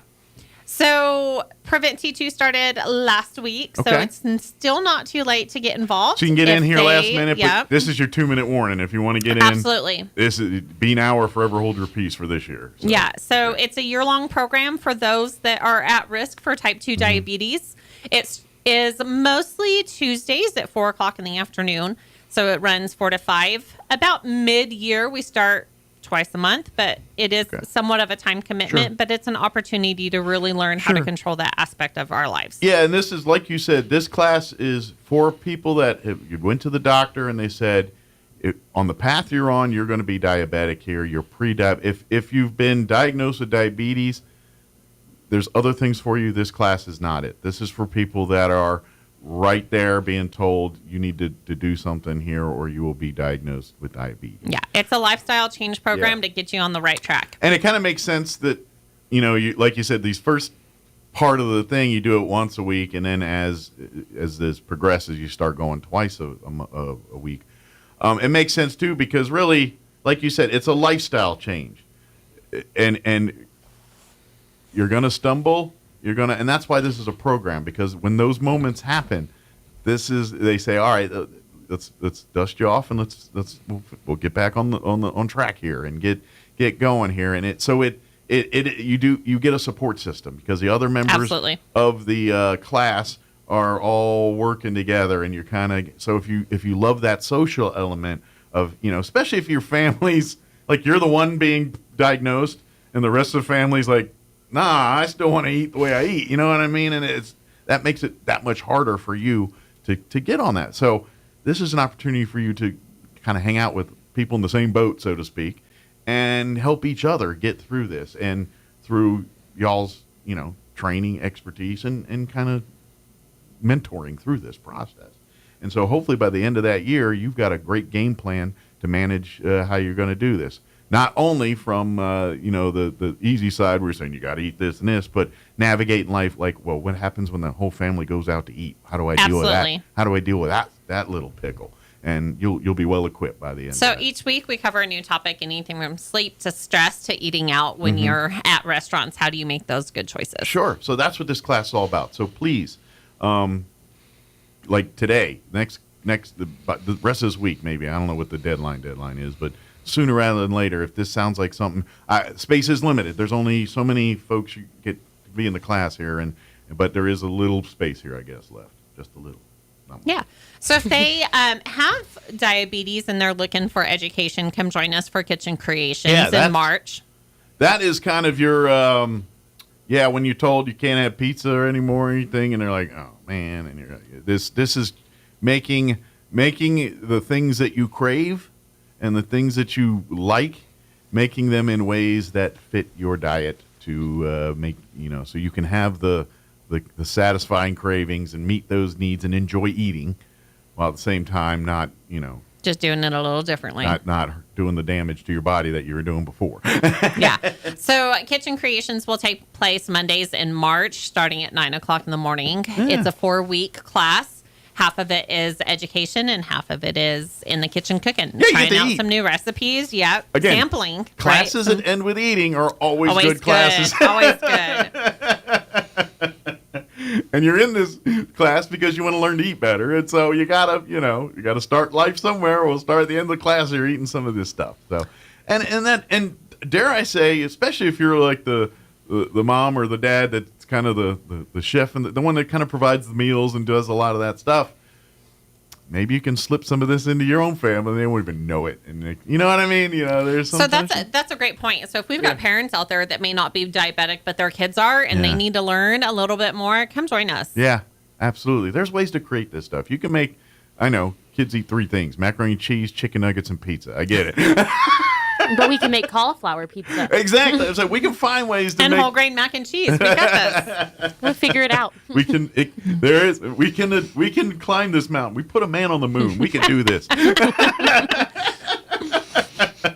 But yeah, absolutely. The class is really about just kind of, melding the lifestyles together. The changes you have to make, but keeping the spirit and the enjoyment of the life, changing your life without feeling like it's a life sentence. That's what this class is all about. So please sign up for. Again, it's another popular class. It is. Don't dilly dally on signing up for this. Yeah, space really is limited on that one to about 25, just because of our kitchen facilities. Yeah. And so now is the time. You may be like, I have another month. I can get on the list. Yeah. Get on the list now. Yeah. Lock it down now.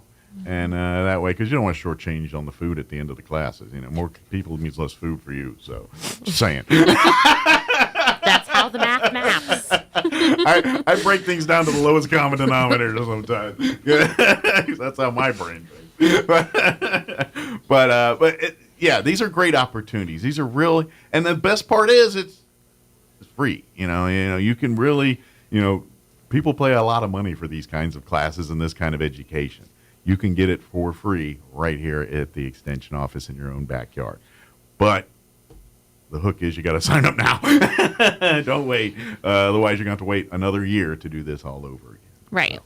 So, what else we got on that side of things? I think that's all that we've got going on that side. Okay. Anything in the agricultural world? I know this is the master gardening classes and all that is probably still the sign-up window for some of these, or so they missed the sign-up window for this year. Classes started this last weekend, and so if they're interested in master gardeners, for sure talk to a master gardener that's going through. They just graduated last year's class and started this year's class, and so next year's a new opportunity. And speaking about the library, they too do a monthly visit to the library, the master gardeners, and so if you're wanting to green up your thumb. Come out. I don't remember do you know off the top of your head? So I think the next one's actually in February. Okay. And I believe it's the 3rd Saturday. So if that's correct, it would be the 15th. Okay, very good. And so, I knew it was a Saturday. I just couldn't remember which one. And so if you want to learn from probably the most knowledgeable people about the soil and plants and what works and don't work here in southeast New Mexico, you've got a little piece of the collective right there in the library there, and so you get it's really and if you're interested in taking that class for next year, please note that this is like if you're just getting into gardening, the master gardening class is not where you want to start. That's like saying I want to play football and start trying out for the Cowboys. That's not where you start. Yeah, well, even this Cowboys. But anyway. But they can call the office and get all the information. Yeah. Come visit us at gardening at the library on those Saturdays. I think the other thing is all of us are probably thinking frigid temperatures outside, but now is the time to start thinking about gardening this spring and things like that as we'll start taking soil temperatures here in the next couple of months. Yeah, and we'll be getting getting that those ground emails ready. from Drew here very shortly about the soil temps and things like that. And but if you're asking for tips and all that, don't hesitate to call the office. They've got lots of. I know Drew's kind of going from conference to conference right now, but they can get you information and things like that.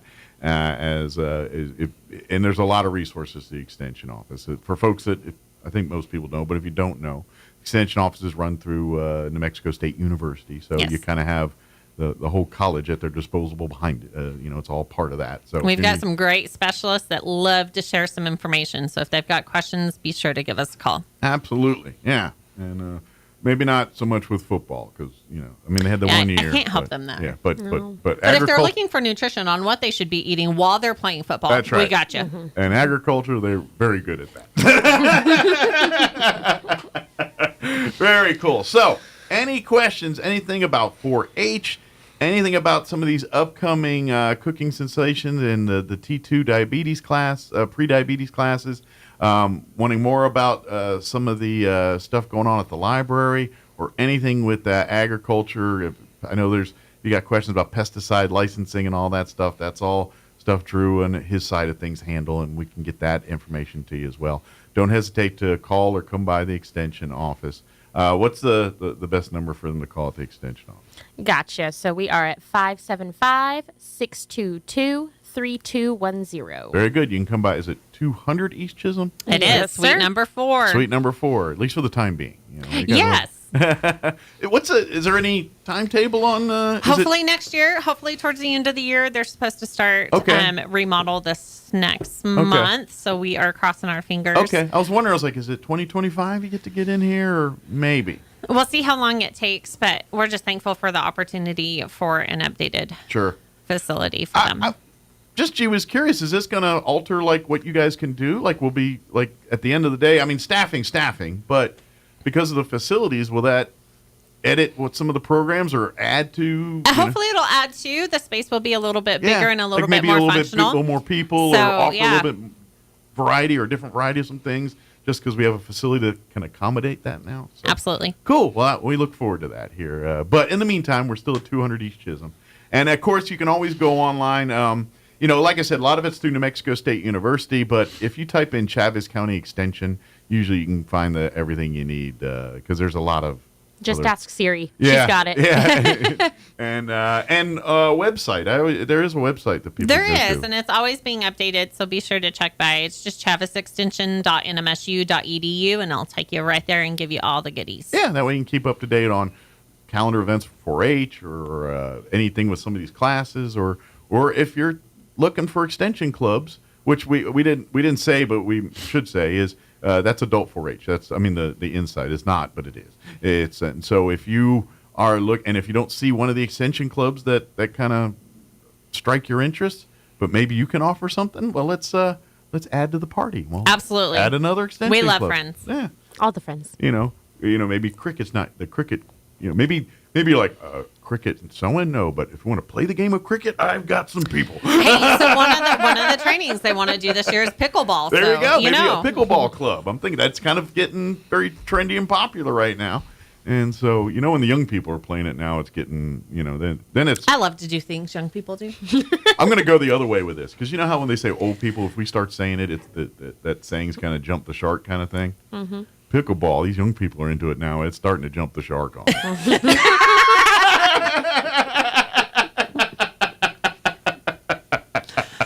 Very good. Is there anything we missed? I don't think so. I think we're good. Awesome. Well, thank you, ladies. I appreciate it. And stay warm. Yeah. It's easier said than done this week, but we'll see you next time. And if there's anything else or anything that pops up that doesn't kind of jive in our schedule, let me know. We'll make that happen. Perfect. Thank you. Thank you. We'll see you next time. Bye. All right. It is 8:50. Let us pause for news of the local variety, Chaves County sports update, weather, and commercials to pay for lunch, and your Red Apple market report to tell you if you're broken out. We'll be back. Don't go away. With your Pecos Valley news update, I'm Jared Sorello. A suspect in a drive-by shooting at a Roswell apartment will remain in jail after a judge's ruling. 5th District Judicial District Judge James Hudson granted a motion by the DA's office to continue holding Gustavo Ramirez. Hudson said that public safety could not be guaranteed if Ramirez were allowed to go free pending his court hearings. He cited evidence showing that members of the community were shot inside their homes for no reason and without warning. Ramirez and Tiffany Sutherland are accused of aggravated battery and other crimes when they fired rounds into apartments, according to police, in the 500 block of East 4th Street last month. Bullets injured 2 elderly women inside their homes. And congratulations going out to a couple of Bulldog swimmers who have set school records. Artesia finished first at the Artesia Invitational. Hobbs was second. Clovis took third. The boys' 200 medley relay team of Leighton Whitmire, Eli DeHoyas, Aiden Ciro, and Andre Bautista finished first. They beat the school record by 3 seconds. Aiden Ciro broke a 50-meter freestyle school record, and DeHoyas broke a 100 breaststroke school record. You're up to date. I'm Jared Sorello.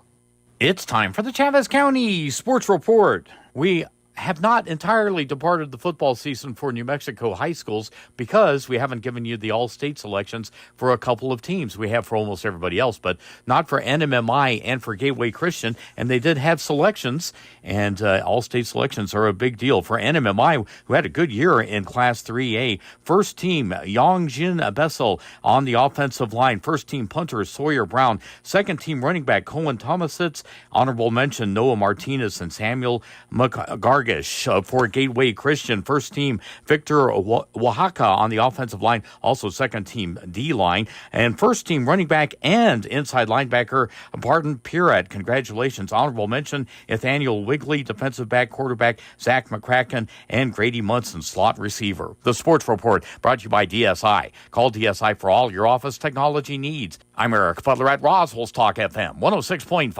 I'm meteorologist Steve Hamilton with your Pecos Valley weather. We're getting sunshine today. High pressure is parked over the southwestern states. It will stay a little on the cool side. Our afternoon high in the upper 30s. We're in the mid to upper teens and clear for the overnight hours, and then we get a big boost on the daytime highs on Wednesday. We're back in the mid 50s and sunny. Clear for Wednesday night, cooling off a little bit on Thursday, low 40s and sunny. That's your latest forecast. I'm meteorologist Steve Hamilton. All across America, this is the Red Apple Audio Network's Market Report. I'm James Flippin. Coming off last week's strong performance for the S&P 500, the stock market was closed yesterday as the New York Stock Exchange and the bond market was closed in observance of the Martin Luther King Jr. Day holiday. All of it amid Inauguration Day, and many Wall Street watchers do seem to believe the incoming administration is more pro-business in comparison to the Biden-Harris White House. Texas Senator Ted Cruz says he expects to see the sale of TikTok under Donald Trump. The app was banned by a law passed last year by Congress under national security concerns. The law required TikTok's China-based parent company ByteDance to sell the app by Sunday or face a ban. The app was shut down late Saturday night, then restored less than 24 hours later, along with a statement thanking Trump for his role in helping the app continue to operate in the U.S. going forward. And Donald Trump is launching his own form of cryptocurrency. The president-elect shared his news on social media late last week, saying, "My new official Trump meme is here." And the price of the cryptocurrency has been rapidly rising over the weekend. Not to be outdone, Trump's wife, Melania, has also launched her own crypto coin called Melania. And amid that enthusiasm, Bitcoin hit a new record high. With business, I'm James Flippin. This is the Red Apple Audio Network's Market Report. I love My Patriot Cigar Company. Premium hand-rolled cigars blended by some of the best master blenders in the industry, using the finest aged tobacco from Nicaragua. 4 different blends and complexities to satisfy any palate. Get the Patriot Cigar 5-cigar sampler pack free when you spend $100 or more using promo code STONE. 5 free cigars on orders over $100 with free shipping. MyPatriotCigars.com, promo code STONE. MyPatriotCigars.com, a premium smoke for freedom-loving patriot. What made Roswell Hyundai the #1 used car dealership in southeastern New Mexico for 2023? Great selection, great savings, and great people. Roswell Hyundai has an amazing selection of makes, models, and model years to choose from. If you can't find it, Roswell Hyundai can get it. And Roswell Hyundai will take any trade. The experts at Roswell Hyundai will work with you to get you behind the wheel of your next dream ride. So, what makes Roswell Hyundai the #1 used car dealership in southeastern New Mexico? You do! Come check out the Used Car Supercenter only at Roswell Hyundai, 1909 West 2nd. Altrusa is excited to announce, along with partners Dion's Pizza and Hobby Lobby, a book blitz. The book blitz will be Saturday, February 8th from 10 to noon at Dion's Pizza and Hobby Lobby Roswell locations. They'll be collecting new and gently used children's books to be placed in the Altrusa-sponsored Little Free Libraries. Altrusa distributes books for local projects and organizations throughout the year. Your help in stocking up our children's books would be greatly appreciated. Please join the Altrusa Club Saturday, February 8th at Dion's Pizza and Hobby Lobby in Roswell to help support the book blitz. Now's the time to get a great deal on Kubota construction equipment, featuring durable Kubota engines, more comfort, more productivity, more get it done right. The Kubota construction lineup shows up ready to work every day. Right now, bring home select Kubota equipment for 0 down, 0% APR for up to 60 months. Now through January 31st. See us or go to KubotaUSA.com for full disclaimer. Visit your local Kubota dealer, Amigo Machinery at 2801 Southeast Main Street in Roswell.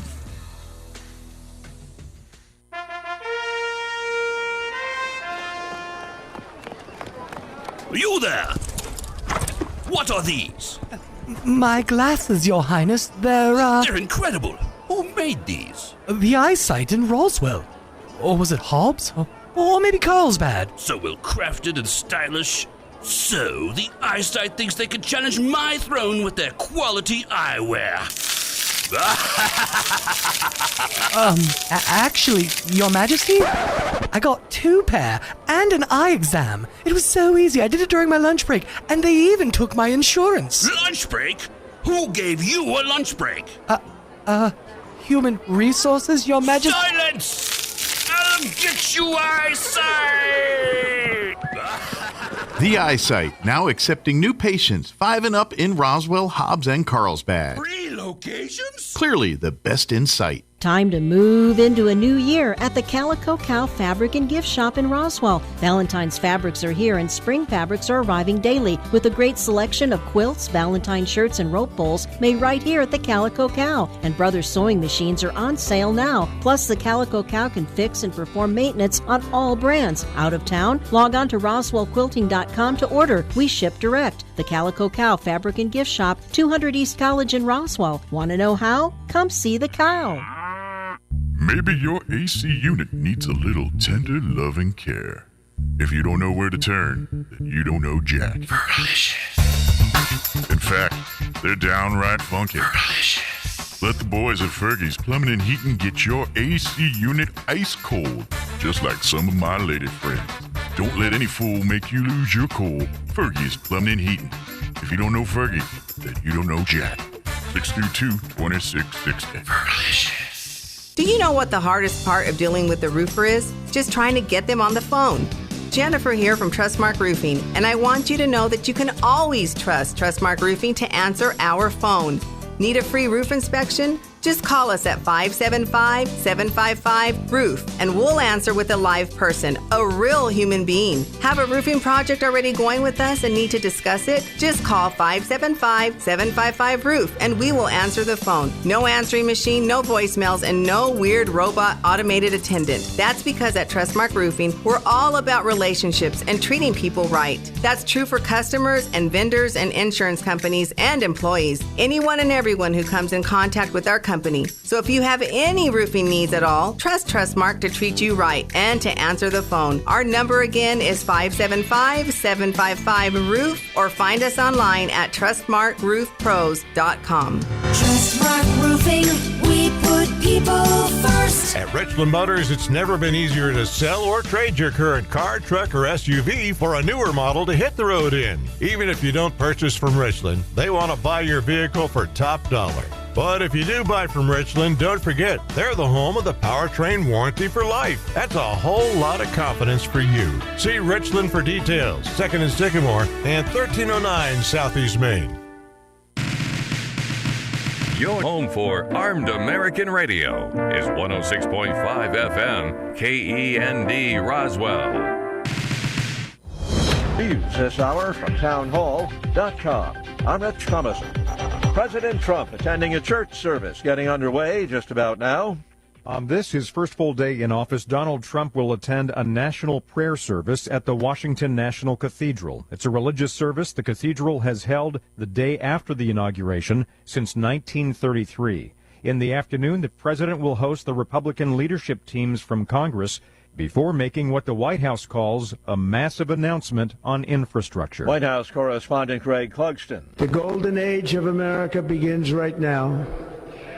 President Trump getting down to business right away following his inauguration, signing around 200 executive orders and actions, among other things, issuing pardons for those who got caught up in the chaos at the U.S. Capitol 4 years ago. Mr. Trump is pulling America out of the Paris Climate Accords and out of the World Health Organization. He's also trashing federal DEI programs and is unleashing domestic energy production, also has declared a national emergency along the southern border.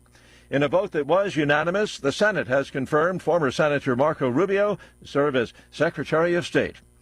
They've already been shivering along the Gulf Coast, and it's far from over. Frigid temperatures engulfing Texas and other parts of the South all the way down to the Florida Panhandle. So we are looking for a significant winter storm, potentially a historic winter storm for portions of these areas. And National Weather Service meteorologist Mark Chenard says the forecast calls for 4 to 6 inches of snow. Meanwhile, people in the northern plains where some wind chills were negative 50 Monday to Maine, where wind chills were in the single digits and teens. I'm Julie Walker.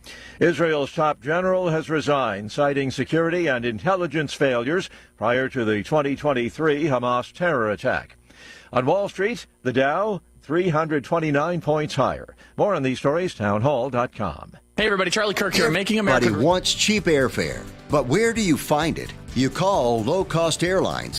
Prices are direct from the airlines, and they're so low you can't find these fares published anywhere. They specialize in cheap flights, discount hotel rooms, cheap car rental rates, and great package deals anywhere around the world. Wherever you want to go, they can help you get there cheaply and with a best price guarantee. If you want the lowest prices on your airline tickets or other travel services, call now. That's right, call. That's the only way to get these rates. Experts are standing by 24/7 to get you the cheapest airfare and hotel rates available. So don't wait. Call right now for the lowest travel prices anywhere and for great last-minute travel deals too.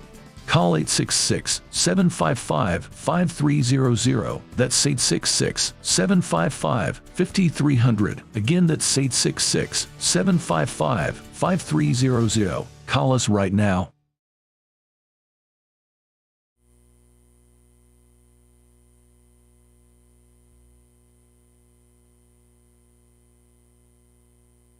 Mr. Petro has blamed Colombia's biggest active rebel group for the humanitarian crisis. He said members of the ELN had attacked a dissident faction of the FARC rebel group in the Catatumbo region, spreading fear and panic. Mr. Petro, a former Marxist rebel himself, said the ELN, or National Liberation Army, had become no more than a drug trafficking gang. He came into power in 2022, saying that within a few months he would sign a peace agreement with the ELN. On Friday, the president suspended peace talks between the Colombian government and the rebels. The BBC's Leonardo Rocha. Indonesian rescuers recovering the bodies of at least 17 people swept away in flash floods or buried under tons of mud and rocks that had hit villages on the country's main island of Java. News and analysis, townhall.com. Teens accused of vandalizing a Wisconsin congressman's district office over the TikTok ban. Republican Congressman Glenn Grothman had voted last April, along with a bipartisan group of lawmakers, for a bill that mandated TikTok's China-based parent company sell its U.S. operation by Sunday. Fond du Lac police say the fire was reported at 1 a.m. Sunday when the building was unoccupied. It was quickly extinguished and no injuries were reported. The man is being charged with arson. I'm Julie Walker. Already experiencing biting cold, southeast Louisiana bracing for a rare winter storm. New Orleans is included in a winter storm warning that's been posted for the region, with snow and sleet in the forecast. In fact, the snow could fall at a rate of an inch per hour in some areas. And once the snow stops, temperatures are expected to plunge down into the single digits. More on these stories at townhall.com.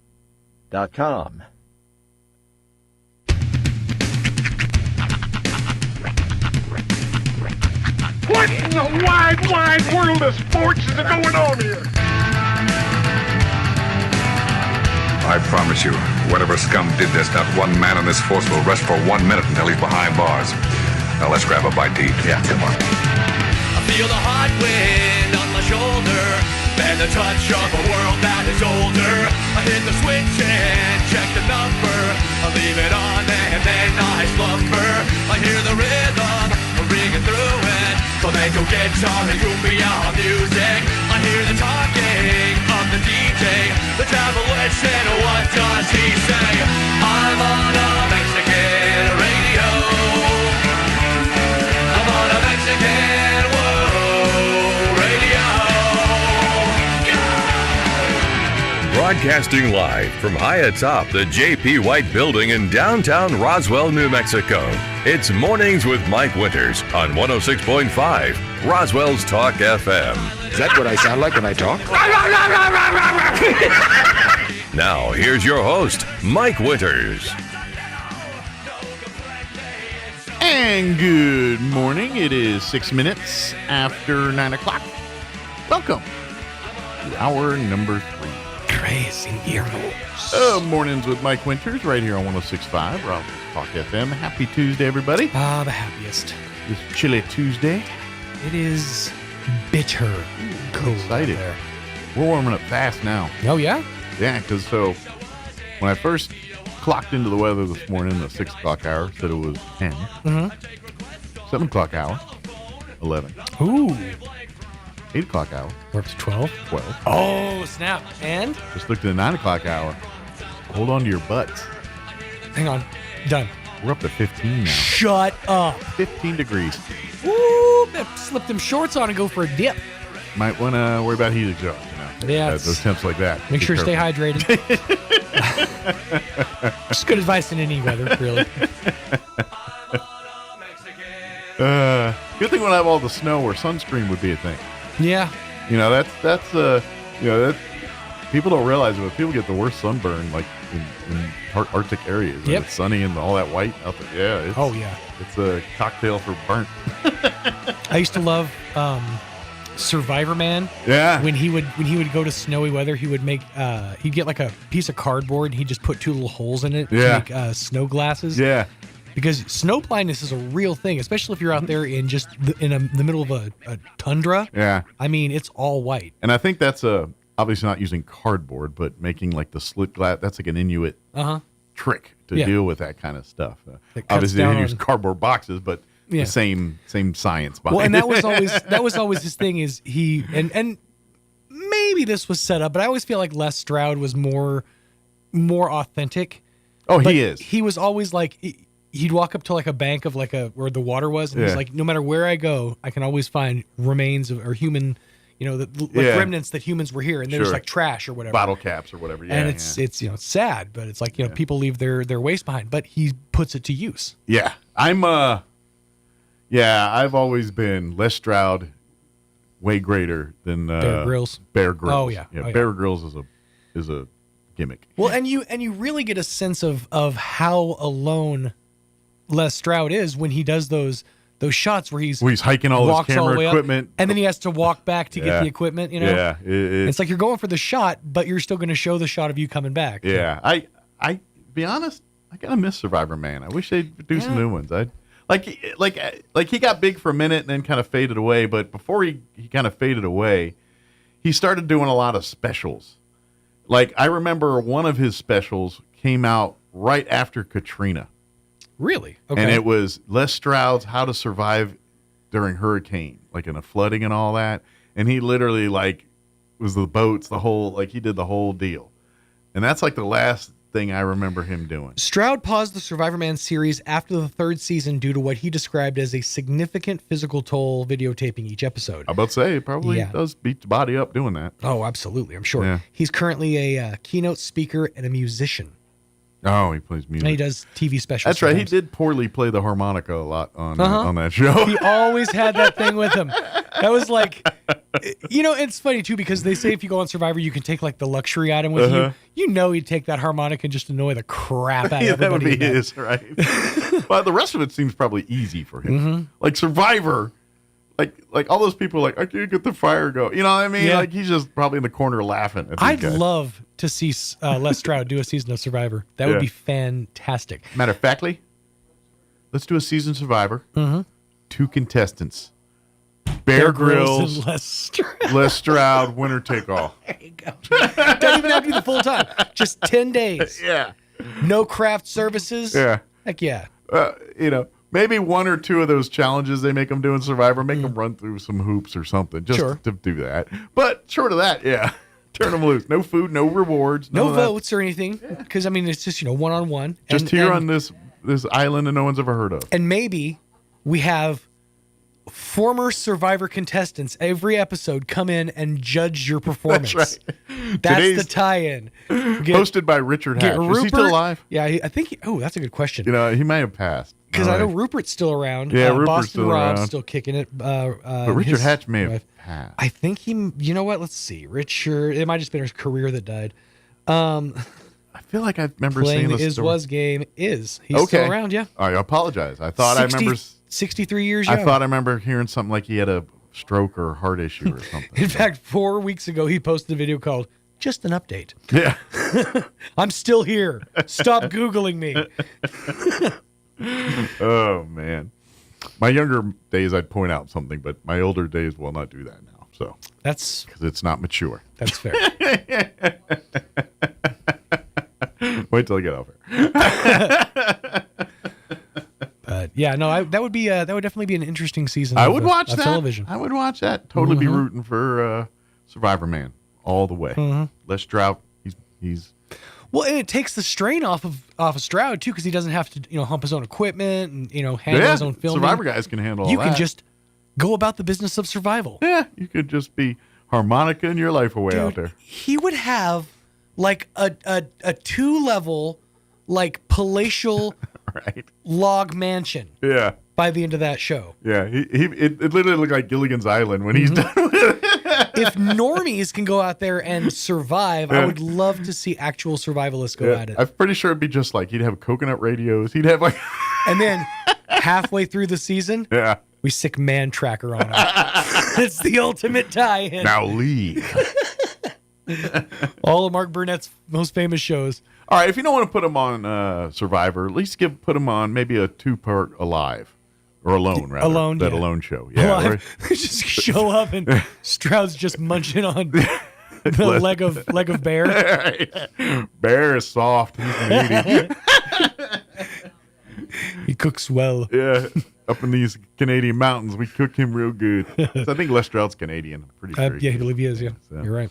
Anyway, I'm trying to think of. Speaking of Mark Burnett shows, he had there was a show that was on. I want to say it was like the late '90s, early 2000s. And I have no idea how this got produced. Yeah. But I think it was called Kid Nation.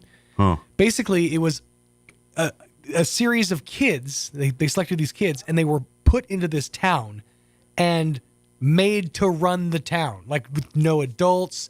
Sounds like Lord of the Flies. They had to like have their own like legal system, their own law. Like Lord of the Flies, New York City. Chaos ensued. It was by like episode 3, the producers had to come in and be like, "We can't do this There's anymore." a reason we don't let children make big decisions. Yeah, it was not pretty. They spent all their money like up front on like something fun, and then they didn't have money for food. It was pretty ugly. So much roll bubble gum. And Mark Burnett was just off to the side going, "Let him cook. We should do something. No, let him go." Nickelodeon ain't got no. It's a revolution. right, let me give you the rundown for today's show. We'll get you up to date with the weather here in just a minute. And then shortly thereafter, we're going to be joined in studio by Mari Machenko. Machenko is going to be back with us from Tai Chi for Health. Yes.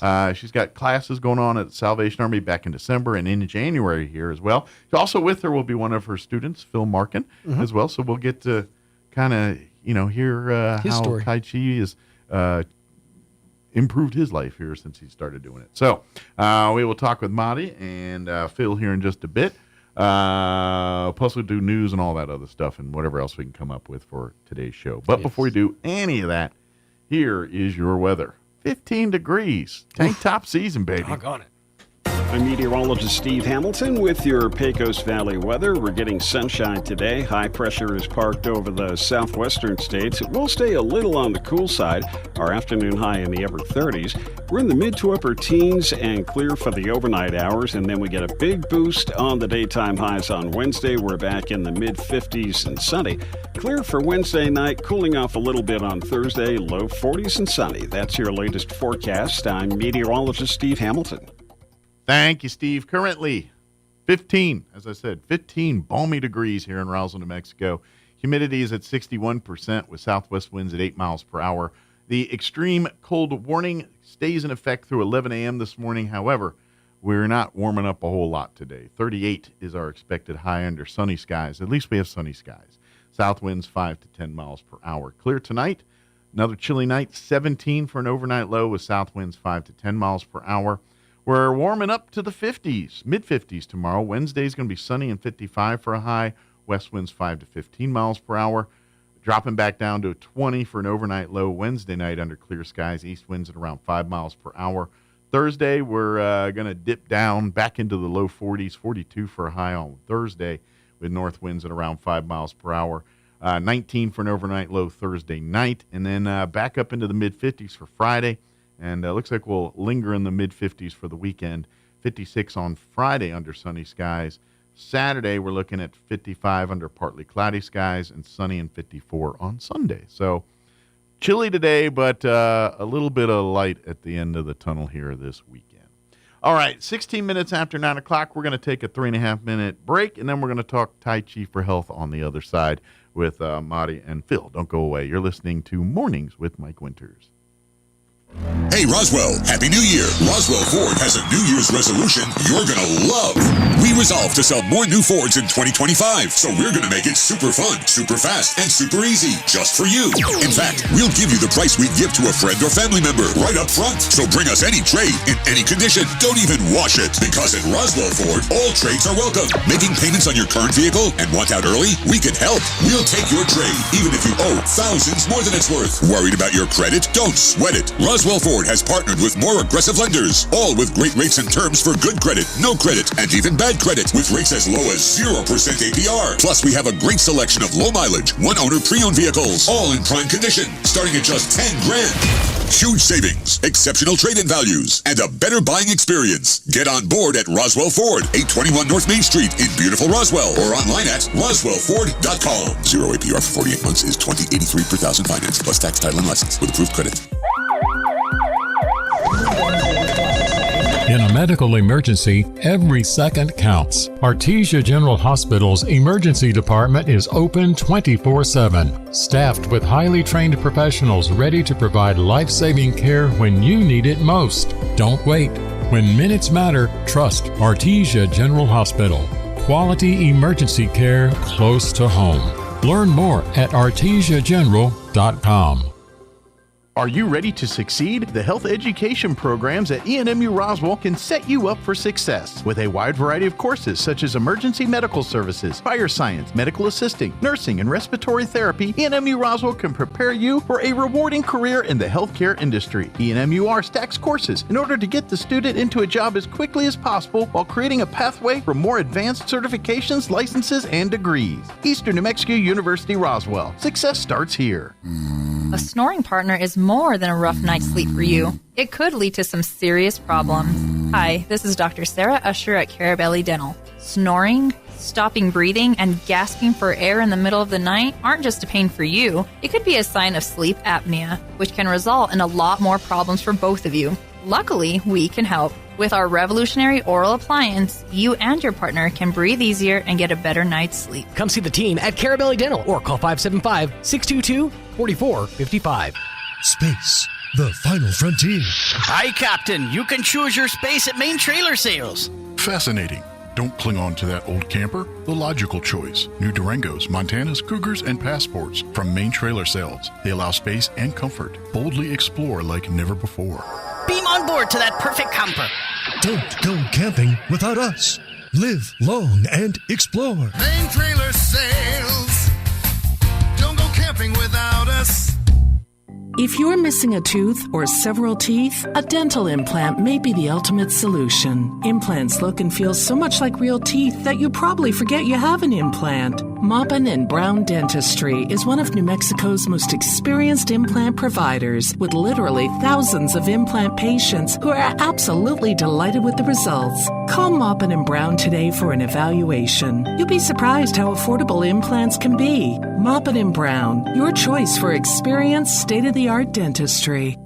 Here's a Mornings with Mike Winters fun fact. A group of 12 or more cows is called a flink. If you have only 11 cows, that's called a lot of cow pies. Here's Mike Winters. And good morning. It is 20 minutes after 9 o'clock. And joining us in studio this morning, it's been a minute since we've had a chance to talk to her, but Mari Manchenko back with us from the Tai Chi for Health Institute. Right. Hi. Good morning. Hi, Mike. Hi. How are you doing today? I'm great. I'm very good. Great. Thank you. And you also brought one of your students here today as well, Phil Markin as well. Good morning, sir. How are you doing today? Morning. I'm doing great. Good deal. Well, so for folks that don't know, if we've never heard, but Mana, you've been talking to us for years now, offering Tai Chi for Health Institute classes all over, really not just Roswell, but Rito. So kind of Pecos Valley area here a little bit over the years. And so, and you really specialize in making Tai Chi for everybody and focusing on the health side for it. And regardless of your health status, regardless of your age, regardless of your physical condition, regardless of any of that, Tai Chi can benefit you. Yes. And that's what you like to, whether you're in a wheelchair, no problem. If you have a walker, that ain't a hurdle. Right. You know what I mean? Right. There's nothing to really prevent you. And that's kind of your jam, so to speak, is to allow and to show the world of Tai Chi to how this can provide overall health benefits for and I know certain things it's like, well, we're not officially allowed to advertise, but you're seeing so many symptoms of issues, health issues, stroke stuff, heart stuff, whatever it is. People are seeing benefits from just doing Tai Chi. Well, we really are allowed to advertise because it's considered an evidence-based program. I know a lot of times it's science, but whenever you get FDA involved in things, and you know how that goes. But Well, for here in particular, the New Mexico Department of Health recommends this program, and the Center for Disease Control and the Arthritis Foundation, and now the Veterans Administration. They have been more and more suggesting getting Tai on board. Chi, but this program in particular, And why it works is because, obviously skill level. If you've never walked in and done Tai Chi before, you're not going to go in there and be a Tai Chi master all of a sudden. But regardless of your, there's things you can do with Tai Chi that benefit. You could literally sit in your chair at your desk. Or in the car. Or on the commode, God forbid. Absolutely. On the commode in the airplane. You actually can do it anywhere. And that's the beauty of it, and you're going to get benefit. And that's what these classes are about. So we want to invite as many people, especially folks that are having mobility or health issues that, maybe are going down different paths and not seeing results they're hoping for. And, now, I will always say this.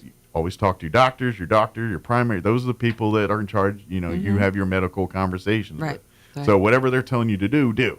Right. However, let's see if we can add this to the repertoire and see if maybe we can get your doctor to back you off on some of these other things and see what kind of results happen. Right. Well, we certainly do have some local physicians that are referring people to the classes and chiropractors and physical therapists. So it's good. Yeah. So, Phil, is one of your students? Yes, he is. Can we? What, Phil? So let me ask you, what brought you to Marty? Well, I was heading out to Tucson. Okay. And you came on the radio, the two of you. Ah, it was both of us. And this is in November. I never knew that. This is in November. Oh, really? And I ain't got nothing to write down. And then the next year, somewhere early in the year, I heard you again. Okay. And I got to the parking lot, and I'm sitting there waiting. I said, "You're going to give me the number, I know." And I got the number. That's called we're trying to drag it out to keep you listening. That's just kidding. It's a tease. I that's awesome. Isn't it? Yeah. I love when people tell me radio works sometimes. Oh, it does, that's the though. moment. Yeah. It's so awesome. Well, good deal. It was radio. Yeah, it was. Well, glad. And so let me ask, what's going on in your world that you said maybe I need to talk to Marty? You don't get personal going or whatever, but just when you get to a certain age, you'll get there one of these days. I'm getting there now, man. I'm telling you, there's things that are. Things don't move as well. Yeah, I'm learning that one. And I hadn't fallen down or anything, but, I've tripped. Sure. Almost fall down, and they says it's, arthritis. No, I ain't worried about that. Sure. Balance. And I found that, I've been going for about a year now, and I've picked up some good habits. Gotcha. And you're starting to see more fluidity in your movements and I'm more stable. It almost sounds like you were feeling like you were losing a little bit of control of your body. You know what I mean? Like the things you relied on aren't reliable anymore, and this was restoring that. The moves you used to make will get you in trouble after a while. Yeah, our brain don't know that though. Yeah. Like, I can still play football. What are you talking about, man? I get it. Well, a lot of times when people trip or things happen in our lives, it's not because we're not strong. Sure. The body's not that broken down, but it's paying attention. Sure. So part of what it's called the meditative martial art, because it just aside from the physical strength and balance that you build, but it helps that brain connection because we're moving slowly. Sure. And that's kind of where I think Tai Chi addresses when we talk about people getting in shape. Mm-hmm. It's like you got to eat right, you got to exercise, and these are all true statements. None of this is false. However, I think the biggest hurdle sometimes in doing that is not here or here. Right. It's here. Yeah, that is true. It's your brain. And for those not watching the video, I put my arm, my knee, and my head. I think we out-talk ourselves or out-think or I also attribute this to a lot of the things you hear in life where, say, a husband or a wife dies, and then within the year, it just seems, regardless of health, the spouse goes with it. Or, I feel like this is all in the territory we're talking about here, that connection. And I think Tai Chi kind of taps into that a little bit. I think that it makes fills sense. a lot of needs, and it is also very good for brain injuries. That's one of the things the VA was recommending for was brain trauma, and but we're having to deal with right-left patterns that we have and habits that we have, and breaking new pathways in the brain, literally, of getting us a little clearer minded, even maybe. Well, and the reason, and I think I've talked with you about this in the past, but a couple of years ago, my wife had a brain issue. Right. And I think her recovery process is what I learned a lot about. Yeah. And because, at the end of the day, it was a bleed, and, they fixed up. And my wife's completely 100% fine, which, thank God we're all. But, at the time, and so you look at it, and so basically at the end of the day, they're fixing a wound in her head. Right. But the path to recover from that, just to give, when my wife was released from the hospital, she had to sign her name to be, discharged. Right. And she had to take a full 15, 20 seconds to remember how to sign her name. Yeah. Like her brain, it got to a point where her brain almost had to retrain her to do things. Right. But here's the part that kind of messed with my head a little bit is the day or two after she got home, my wife was complaining of extreme nerve pain from her arms, her legs, like all over her body.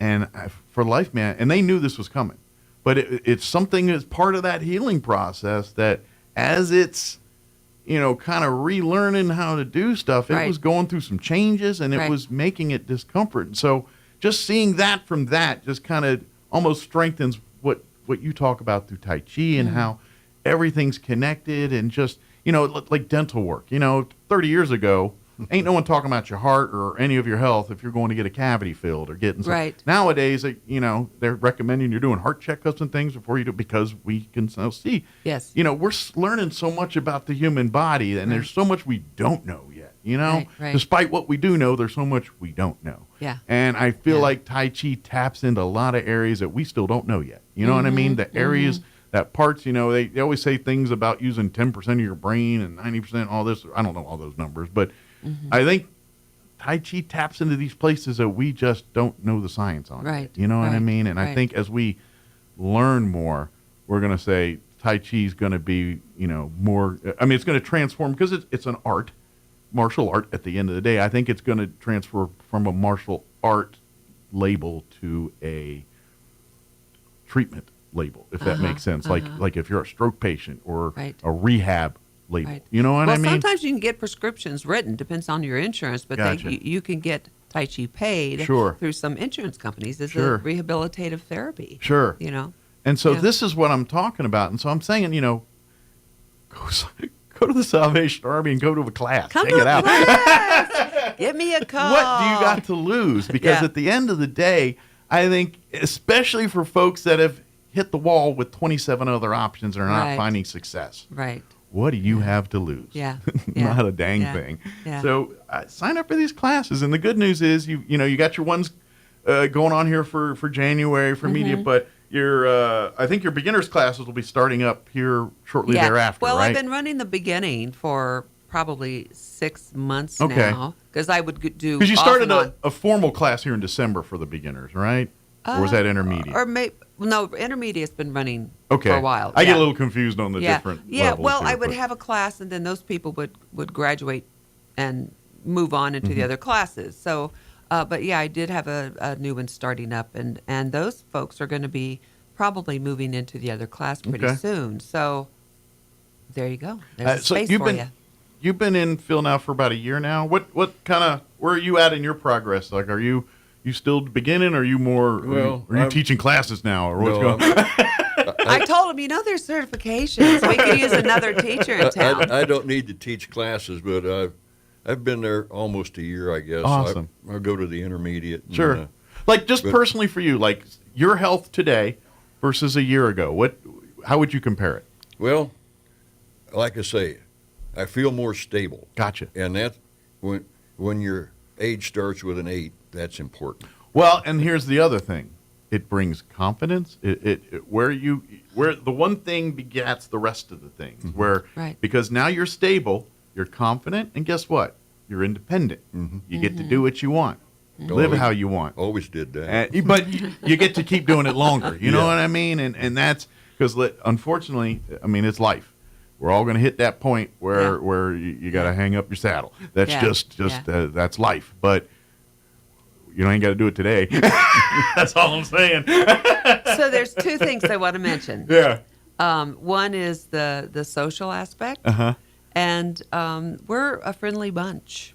And there's no judgment. We all are at different places, and we all have different things we're dealing with. So sometimes it fills a slot, especially with COVID and how we used to stay home, And I'm going to take a stab at you love to welcome new folks because I'm going to take a guess that many of your students, like Phil and some of the folks have been doing it for a while, they're going to become converts. And what I mean by that is when a person that walks into the studio that were them a year ago, they can't wait to, you know what I mean? Because when you have stuff that are really game-changing life moments, you kind of want to share that with the world or experience. And so I got a feeling, you get those moments, like you said, it's a social thing. And so when that person that's literally in the same shoes you were a year ago walks in, you're like, come on in. We got you. This is going to be fun. Yeah. A year from now, you're going to be one of us doing the same as the new person walks in. You know what I mean? Well, we become a little bit of a family, too. So if somebody doesn't show up, I ask everybody to let me know if they can't come to class, but it's like, where are they? And people are wondering if they're okay. So, and you know what? And the lives and the things have been going on in this community for the last 6 months or so. A network, I imagine that was a life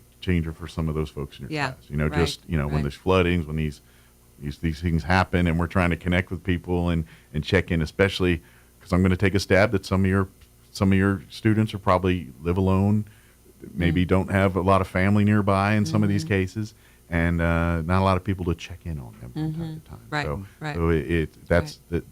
That is an ancillary positive from this, where it's like, you got Tai Chi and all that, but you just accidentally created a whole kind of second family for yourself. Sure. That's always the positive. It gets me out of the house 2 days a week. Sure, exactly. You go. And then plus it makes us behave ourselves. Yeah. Because I got a feeling, Phil. I don't know. I got a feeling, Phil, you're like me. You get time on your hands and you start thinking, and next thing you know, you might, say something that, isn't acceptable in groups anymore. I do that from time to time. Yeah. And so it reminds us that to stay connected with people and not get, too jaded on things or just too, because the older you get, it's easier to get cemented in your opinions and things. I am completely unsupervised. Somebody's nervous right now. I know it. But at the end of the day, that's what the beauty of this is. I would argue that these classes have kind of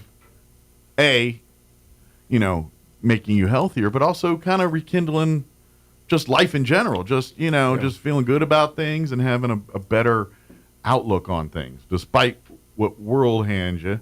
You kind of look around and say, it'd be all right. We'll figure it out. You know what I mean? And that's where Tai Chi can help so greatly. Even, forget all the, the health, the actual physical health you see from it. Right. I think just having an outlook, and it's a hard world to live in. I ain't gonna, it's just volatile. Everything we live in, everyone's going to question everything you do.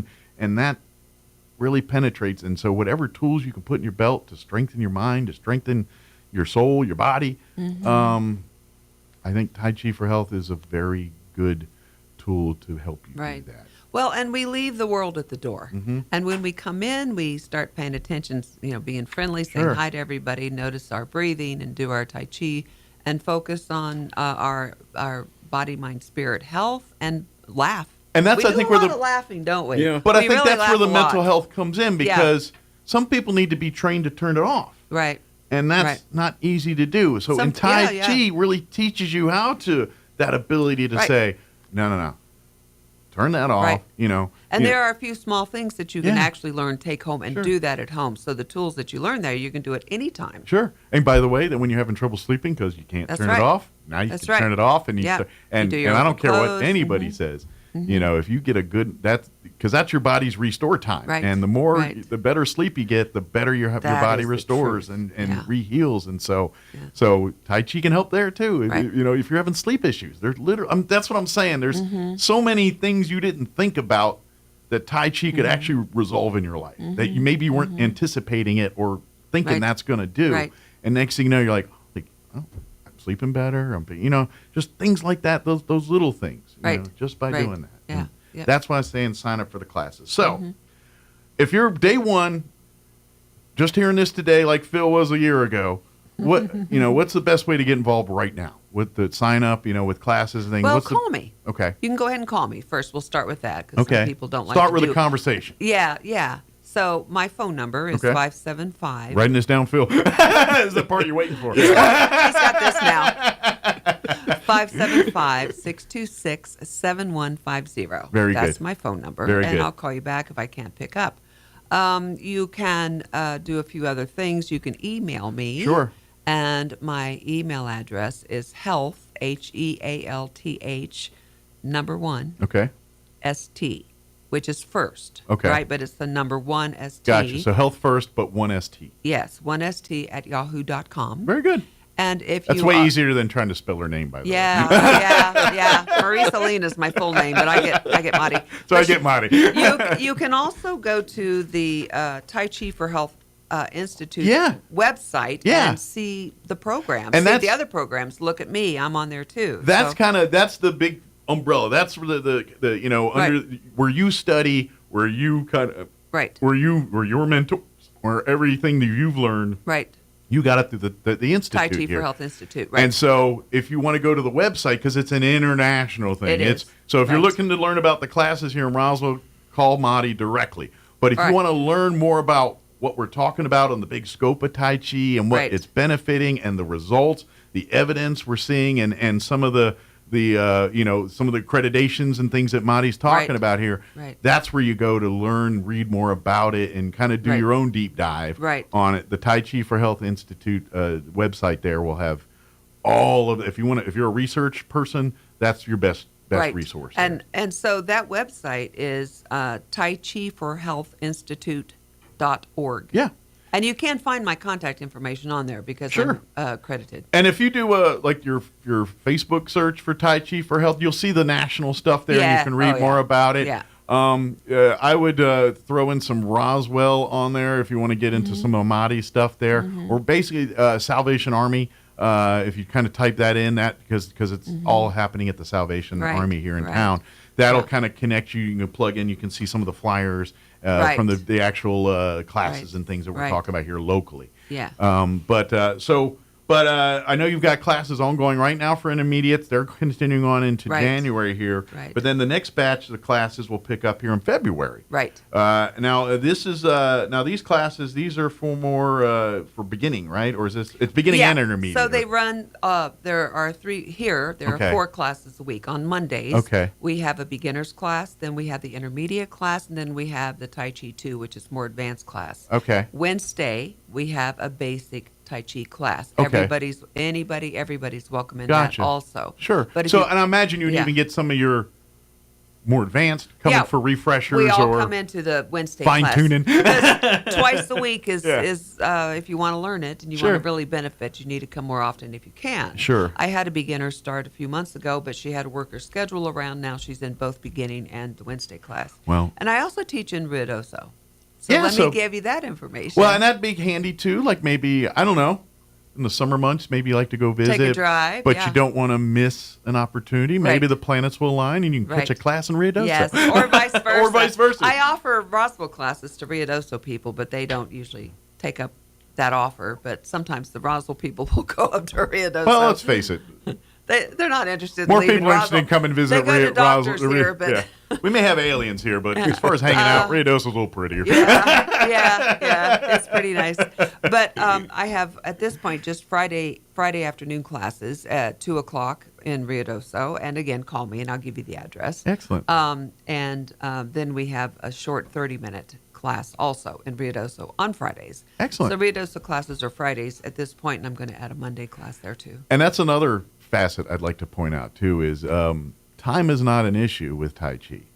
If you got 5 minutes, you can knock out some Tai Chi. Right. If you got an hour to dedicate it, and you can knock out a lot of Tai Chi. Right. But Right. what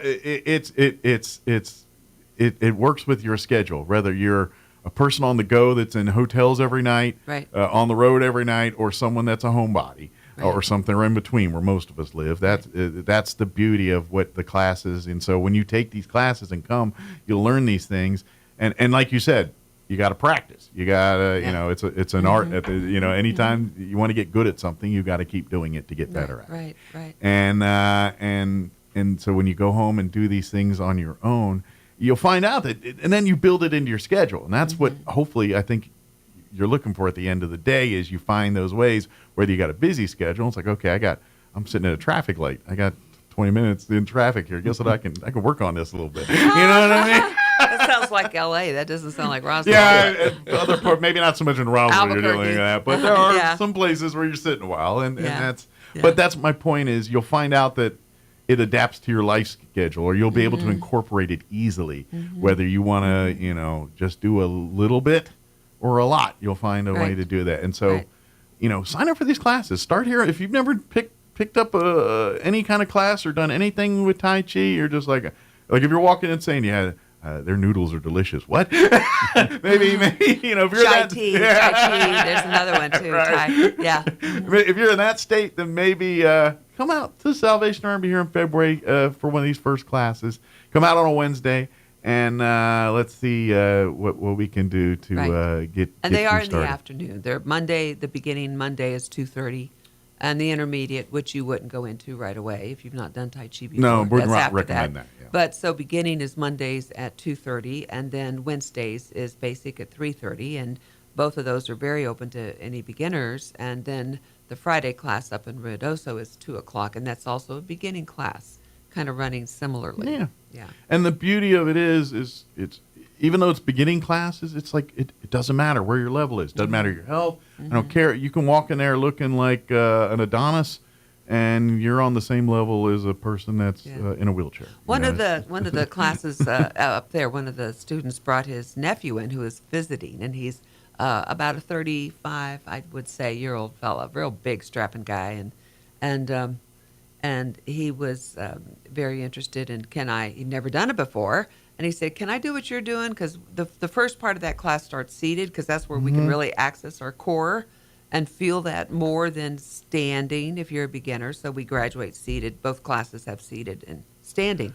And he wanted to start standing. I says, "No, you got to start seated." And he was like, "Oh, this is but you got to learn to crawl before you walk." He was a nice guy, though. But by the end of the class, he heard it, and then we moved, and he was like, "Wow.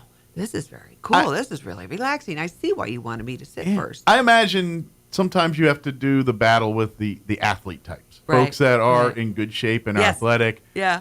But you know their idea of in shape is different. You know what I mean? Yeah. It's the pain is gain, that whole mindset, and I'm like, if you're trying to be a weightlifter in the Olympics, maybe that is the mantra. But most of us aren't trying to do that. And so, but I imagine it's fun for you to have those moments where you get an athletic type, and despite the fact that it doesn't look like they're strenuous. Yeah, it's not easy. You know what I mean? It's kind of like back in the day. I remember, you'd see like football players taking ballet classes, and they make fun of them because and then it's like, take that class and see if you're laughing at the end of that class. And then they realize there's a huge benefit to it, and now they're all flexible, straight. You know what I mean? And I think Tai Chi's like that, where you get people that are just athletic types, and you come in there and rock the world, and they ain't even stood up yet. You know? Right. It's true. It's pretty cool. Yeah. I want to ask another question too here before we wrap up, because I feel like this could also be a benefit. Is, do you have students that are doing this for not, but like any of your students that are dealing or have dealt with like substance abuse or those kind? Because I kind of feel like Tai Chi would benefit people that are, that have dealt with substance abuse. Maybe you're an addict or recovering addict, and I feel like Tai Chi is a valuable tool for folks like that, or could potentially be. I'm just wondering if you deal with any work like that or come across some of that as you're doing your Tai Chi. That's not part of my spectrum. That's what I say. I don't think that may be in the background of people, but that's not where that's I go where I'm for questions. feeling like. However, I feel like that would be the reason this is my thinking. Yeah. The reason the VA started studying Tai Chi and doing Tai Chi with their people, and then now actually adopted this particular program. When you come out of a wartime situation, there's a lot of addiction involved. And PTSD is treated with a lot of things it shouldn't be treated with. Yes, well, and that's just human nature. Yeah, that's not for me to say, but I mean that's human nature. I get you. It's usually self-medicated. It's not prescribed per se. Right. Well, maybe though, maybe not. Absolutely. But we are confronted. We're confronted with ourselves. Sure. And it becomes quite peaceful. Doing the work becomes peaceful. So it starts changing your neurology. And that's why I'm thinking, I feel like if you're maybe, like I said, we can't get a doctor and say, 9 out of 10 doctors say you should do this, but I'm feeling like if you're on that road to recovery, I feel like Tai Chi might be one of those tools you could use to get you through the rough parts. When you have the moments in life that you're struggling with, that you would turn to the bottle or whatever your vice was. Right. maybe Tai Chi's the thing you turn to. You know Right, what I mean? I right. feel like that could be a tool, regardless of what doctors and scientists say. I'm just a guy putting two and two together and saying, based on what it's doing for a lot of people, I feel like this might be a tool in the bag that could help with it. Right. You know what I Right, mean? yes, So, yep. so whatever your reason is to walk through the door, don't matter. Walk through the door, check it out, and if you give it your all and try it out, I guarantee you're gonna feel better about yourself 1 year later if you you know what I mean? Yeah. And I think Phil's, you're the proof in the pudding, you know. And every Phil, you're not the first. We've had a few other folks come on with us. And sorry, Phil. I'm sure he meant that well. I meant that kindly. But each time they come in, and some were worse off than you were, where they were coming in and they were, I remember one gentleman, he couldn't even walk at some point. That man come in here walking under his own power. And a year ago he was in a wheelchair or and so you see those results firsthand time and time again. So, well, I come know out to for the me class. and my own health, I've had injuries and I'm pretty active. Sure. But when I miss some classes because of the snow or whatever up in Ruidoso, I feel a difference in my health. I feel a difference in my strength and my normally peaceful nature. You got off your routine. Yeah. And sometimes you get off your routine, and that's what it does here. But again, Madi, one more time, give out your phone number for anyone that would like more information or call or say, hey, I'm interested in signing up for these new classes. Where do I go and when do I do it? So. Right. 575-626-7150. Very good. And you can call, leave a message. You can text if you wish. I'll call you back. Whatever works for you, or email me. And of course, she's as much in Ruidoso doing stuff as she is here in Roswell. So, folks, if there's sometimes there's a few. Sometimes the antenna signal floats. It gets cut off in the mountains, but you can pick us back up there. Yeah. So some of those folks listening, don't forget, Monty might be there in your town too here. So don't and if you have questions, don't reach out, because I know if you're looking for an opportunity to really make a difference, Monty can help you out with this stuff. It's all, and I don't care what level you are. You know what? If someone told you just got diagnosed with cancer and you got 6 months to live, God, sign up for this class. I bet we can find some ways to. Who knows? Maybe 6 months turns into a year. I don't know. But I'm just saying, what do you got to lose? Right. We can do stuff with your body to make it do. And I'm just saying. I know this sounds like, I feel like Tai Chi, because we don't know the stuff. It's just like human history. When we don't know it, we turn it into gods or voodoo or witch doctors. That's just human nature. And so I feel like some of the results you're going to look at it in that vein. Is it's this, but it's tapping into things that I don't think we understand yet. And I think that's why I feel like give it a shot, because to be honest, I think there's a lot of issues and things that we just don't have an issue for, and I think this is the path we got to go to find those answers. So let's start going down that path and see what happens. Yeah, sure. Give me a call. We'll see how it goes. Very good. Well, thank you. Thank you, Phil, for coming in. Appreciate it. Thanks for listening. One of my two fans right there. Yeah, how about that? There you go. Thanks, and thank you Mike. for your service. And based on your hat, I'm Thank going to you. feeling you've served. So thank you for your service. We appreciate what you do. So good. And thank All you, right. Marty. Thanks. We'll see you here Thank next you, Mike. time. Here, Okay. maybe next month or whenever we can get you into kind of remind folks as the weather gets warmer and people feel like going and doing things, maybe they'll be more motivated to give it a try. Right. I ain't When it's gonna a lie. little warmer. And, When it's 2 degrees out, people I ain't moving nowhere. Right. Unless it's to put my cocoa or coffee from here to here, or move the blanket from here to here. I'm not moving. But thank you guys, appreciate it. All right. All right, it is 9:53. Let's pause for news and handy the update. Quick break before we go. Don't go away. You're listening to Mornings with Mike Winters. With your Pecos Valley news update, I'm Jared Cirillo. A suspect in a drive-by shooting at a Roswell apartment will remain in jail after a judge's ruling. 5th District Judicial District Judge James Hudson granted a motion by the DA's office to continue holding Gustavo Ramirez. Hudson said that public safety could not be guaranteed if Ramirez were allowed to go free pending his court hearings. He cited evidence showing that members of the community were shot inside their homes for no reason and without warning. Ramirez and Tiffany Sutherland are accused of aggravated battery and other crimes when they fired rounds into apartments, according to police, in the 500 block of East 4th Street last month. Bullets injured 2 elderly women inside their homes. And congratulations going out to a couple of Bulldog swimmers who have set school records. Artesia finished first at the Artesia Invitational. Hobbs was second. Clovis took third. The boys' 200 medley relay team of Leighton Whitmire, Eli DeHoyas, Aiden Ciro, and Andre Bautista finished first. They beat the school record by 3 seconds. Aiden Ciro broke a 50-meter freestyle school record, and DeHoyas broke a 100 breaststroke school record. You're up to date. I'm Jared Sorello. Turn up your radio. Here's the Sean Hannity Morning Minute.